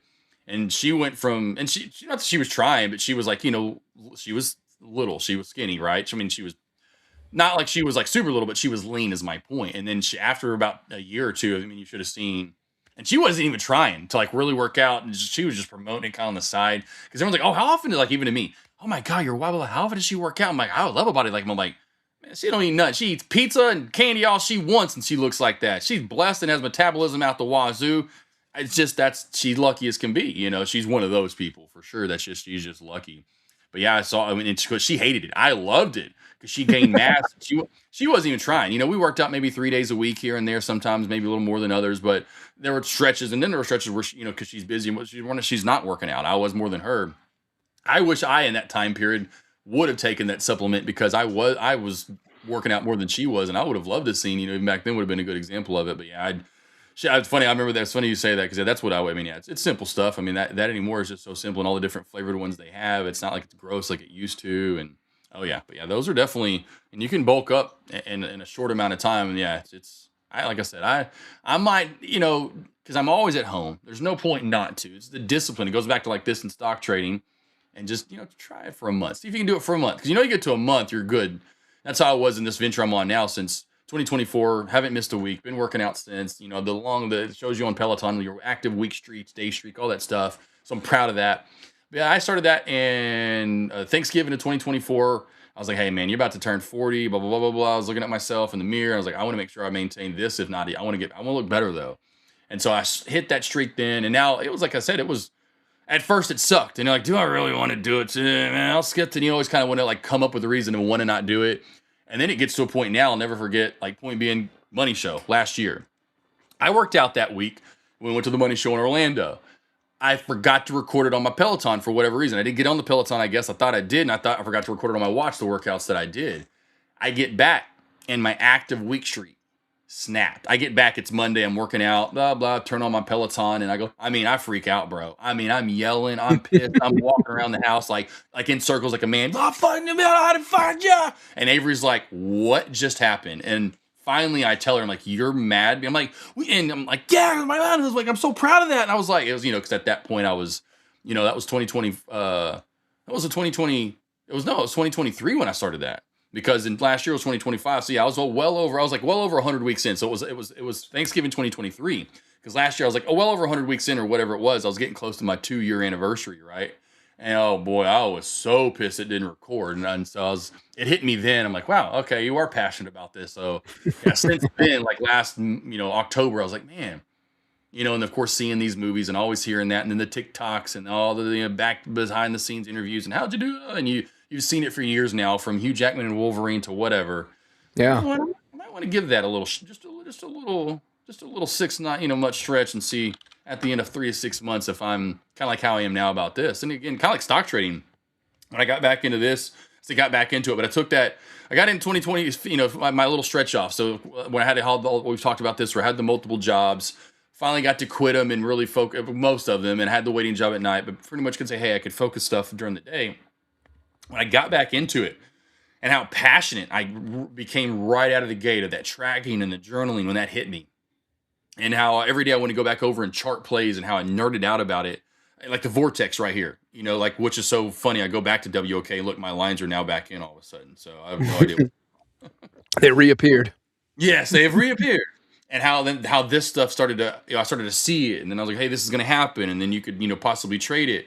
But it was that nerding out, and you get 2-3 months in, and now you're 6 months in, and then then you're that's who you are, and you become, it becomes a part of you. So that's why I love that about stock trading. That's why I always challenge traders to try to find that and do that. You've got to push and motivate yourself. You got every day. You got to go back over and back test and journal and track everything you've done, and then go back over other charts and understand why we're bouncing where and then try to make sense of it. Some plays will make sense and some won't. And it's about those ones that make sense, and the more you're seeing those that you go and attack, and that's who you then become as a trader. Because again, like my goofy analogy of, you walk into a bar, you can't help, whenever you see someone pretty, you're watching a movie, whatever it is. Oh wow, she's gorgeous. Oh wow, he's handsome. Sure. That's what you want to find in the stock market. You're like, oh wow, that's the chart. That's what I like. That's what you're looking for sure. That's my MU. Yeah, mind, music, muscle. Yeah, creatine helps with brain power. Yeah, I've read a lot about that actually, and that's a really cool study. Is that creatine helps with brain power as well? Well, geez, imagine how gorgeous my stock trading brain would be. Oh my gosh, you got to get on creatine, Josh. AK-47 times 2. Dang, you'd be blowing up. Well, you'd be just sending us pictures of you on a yacht.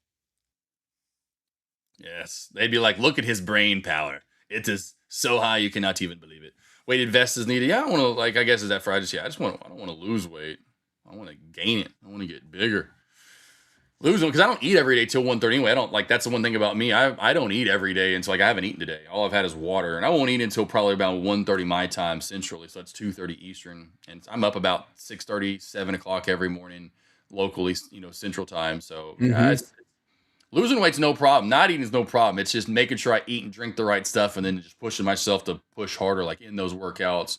And really, I don't really push the weighted stuff more. I don't really have a lot of area here to do weighted stuff to really push. I've got like kettlebells, I've got dumbbells, but I've got the bar, but I don't have a bench to go with it. And so I'm limited, and I'm not going to go to a gym. I'll just say this right now: I ain't going to a gym. You're not going to go to a gym, really? Yeah, I'm just too busy. I don't have the time to. I mean, Sure. I just do not. I'm here from 7 to every day, most days, unless if I stop doing one-on-ones, then I could do that possibly. Sure. But from doing get up, morning alerts, live stream, one-on-ones, TTP, I'm not every day. It's from 7 to 4, and then at that, like I said, then I'm walking the dogs. Then it's my time here, and I don't want to go to the gym at that point. Avery, anyway. So next out, that's why I feel it may not happen at anytime particularly soon, but I know at the next house, my point being we'll have such a huge area in that bonus room that's going to be almost 800 square feet above the garage. So 15-car garage, right. So I have so much room up there to put all the. I mean, it's like imagine this room times 7 or 6 or 5 or how many more times bigger it would be. So yeah, oh my gosh, yeah. So the next house, that's where I really feel like doing all that really muscle.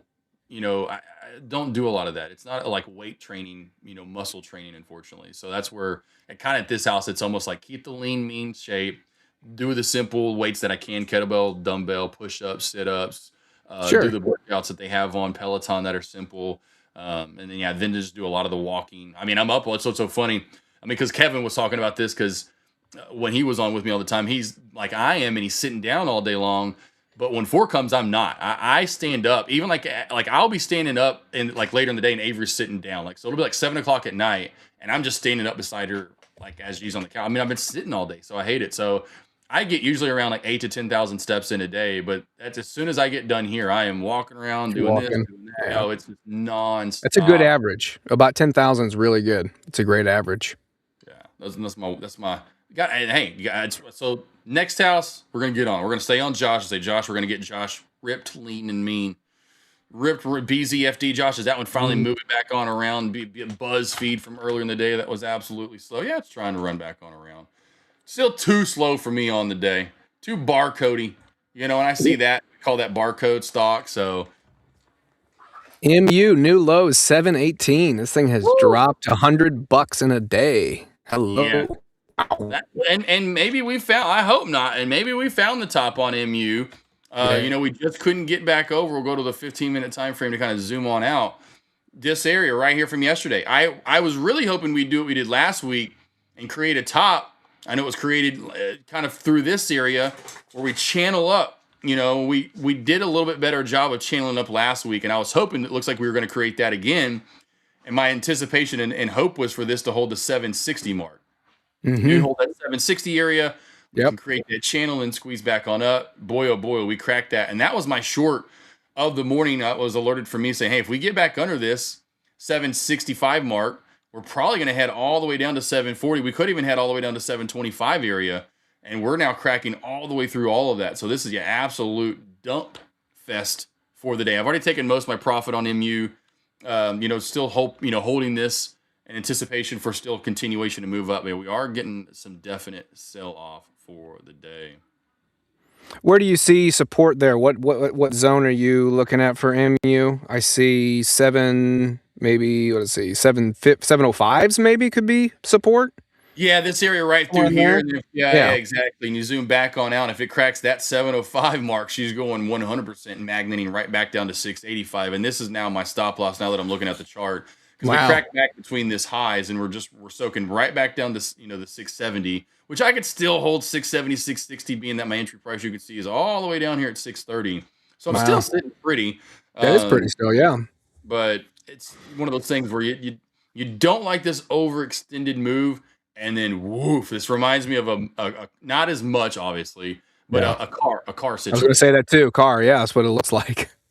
Obviously, a very different stock, very different totally different industry we got going here. But as far as the chart, I concur. That is what it resembles at the moment. Right. Yep, 100%. So I could see this bloodbath continuing back down in the 600s. What I'll probably do is this. Now that my brain is just always moving a million miles an hour, this is stop loss 1. So if I see this and it cracks below, I'm going to sell. I have 3 shares left. I'll sell 1 here if it cracks it. If it cracks 670, 660s area, I'll sell another, and then I'll hold my 1 remaining share to see if we don't hold my entry price in the 630 mark. And if it looks sexy enough and I like it, and we're not doing a dumpy day like today, and it's more of a traditional nice slower pullback, I'll even add back in 9 more shares to get back to 10 shares again at the 630 mark. So that'll be the way I process the remaining 3 shares that I've got on MU. World free speech. What was a low level on Tesla for today that you had on your chart? Well, right now the low of the day on Tesla. Oh, for me, talking about for my morning alerts. I bet my morning alerts low of the day was probably off of yesterday's high. And I called this to a dot there. Look at that. Look where it filled at. Jesse, look where it filled at. Wow. Right Boom. there. Called it. So let's see what I said this morning for the morning alerts for Tesla. Because I bet I didn't go as low as we got today. Over moved to 443, even up to 457. On the way down, we kind of see this across the board. After hours of pre-market low. Yeah. 630 support. I'm and in then 4. down below that at 33.75. After hours low, normal low of day, 33.75. Ultimate low of day, down to 330 or 430. Yep. So that was it. That's what I thought I did. So 430 was my ultimate low of day. But here's the thing that I talk about, and I've been doing these now for almost 3 years. I'll give a normal low where I feel it has, if it's a normal day. And then I'll give an ultimate low if I feel it's going to move a little bigger. Well, my ultimate low and high, I thought after yesterday's big move up, we'd channel today and wouldn't move the range wouldn't be as big as my point. So that's where I get the normal low and ultimate low, whatever, is I give essentially I'm looking at range. This is a bigger range day for Tesla. I thought we'd have more of a smaller range day like we saw here. And so if this is a normal or a smaller range day, my ultimate high and ultimate low will go about that. So if we open at, say somewhere right around 16, 17, we go up to 30, that's $13 in range. So I want to go up 13 and down 13. This day's high and low is at 15, low is at 02, so right around 12. And so typically I try to find where we're at in pre-market and I'll go about that, typically. Well, when I saw this in the chart, now going with that range could have really probably been your normal low of day with your ultimate coming down to 24.25, right? If you do the math where we open up at today, which is somewhere right around 441, that's about a $10 move, and this ends up being like that $12 to $15 move, right? A normal day versus a bigger day. And so that's where I try to give those ranges in, but I guarantee my brain in pre-market said we're going to continue a higher low pattern as we're on and hold off of old resistance becomes new support from Friday's high. We didn't get it. That's fine. We're not going to always get that, right? But what I've said is if we crack my ultimate low of day, no matter the number I give, this play is going to pull back, and it's going to pull back severely. So I'm going to say we go lower than this new low of day that we just bounced off of. And I bet we come down to 422.75. We might even find a way all the way back down to this area that I like the most, which is this 418 mark. And so that's one thing I've always said. If we get below my ultimate low of day, which is 430, you better look to short it for more, because generally it's going to go down multiple more points if it gets, or even above my ultimate high of day, right? So that means you're expanding or extending further than an ultimate big day or the day that was anticipated for myself and probably a lot of other traders. And so usually you'll get that more continuation. You'll get more continuation movement from it. We are already at the top of the hour. I would say for the rest of the day, keep your eyes on the large cap sector. There's a couple of small caps to look at. WOK, ERNA. So we'll go through those real quickly. ERNA, we've been looking at it. WOK, of course, looking at it. And we can't forget about BuzzFeed, BZFD. Crow just mentioned it is trying to double U-shape back on around. So that's on watch. Large caps where it's at. There's a lot of big movement in the large cap sector. I'd say small caps most likely still, even with some decent and better movement today. Okay, cool. We have had better movement. I guess what Walk did yesterday.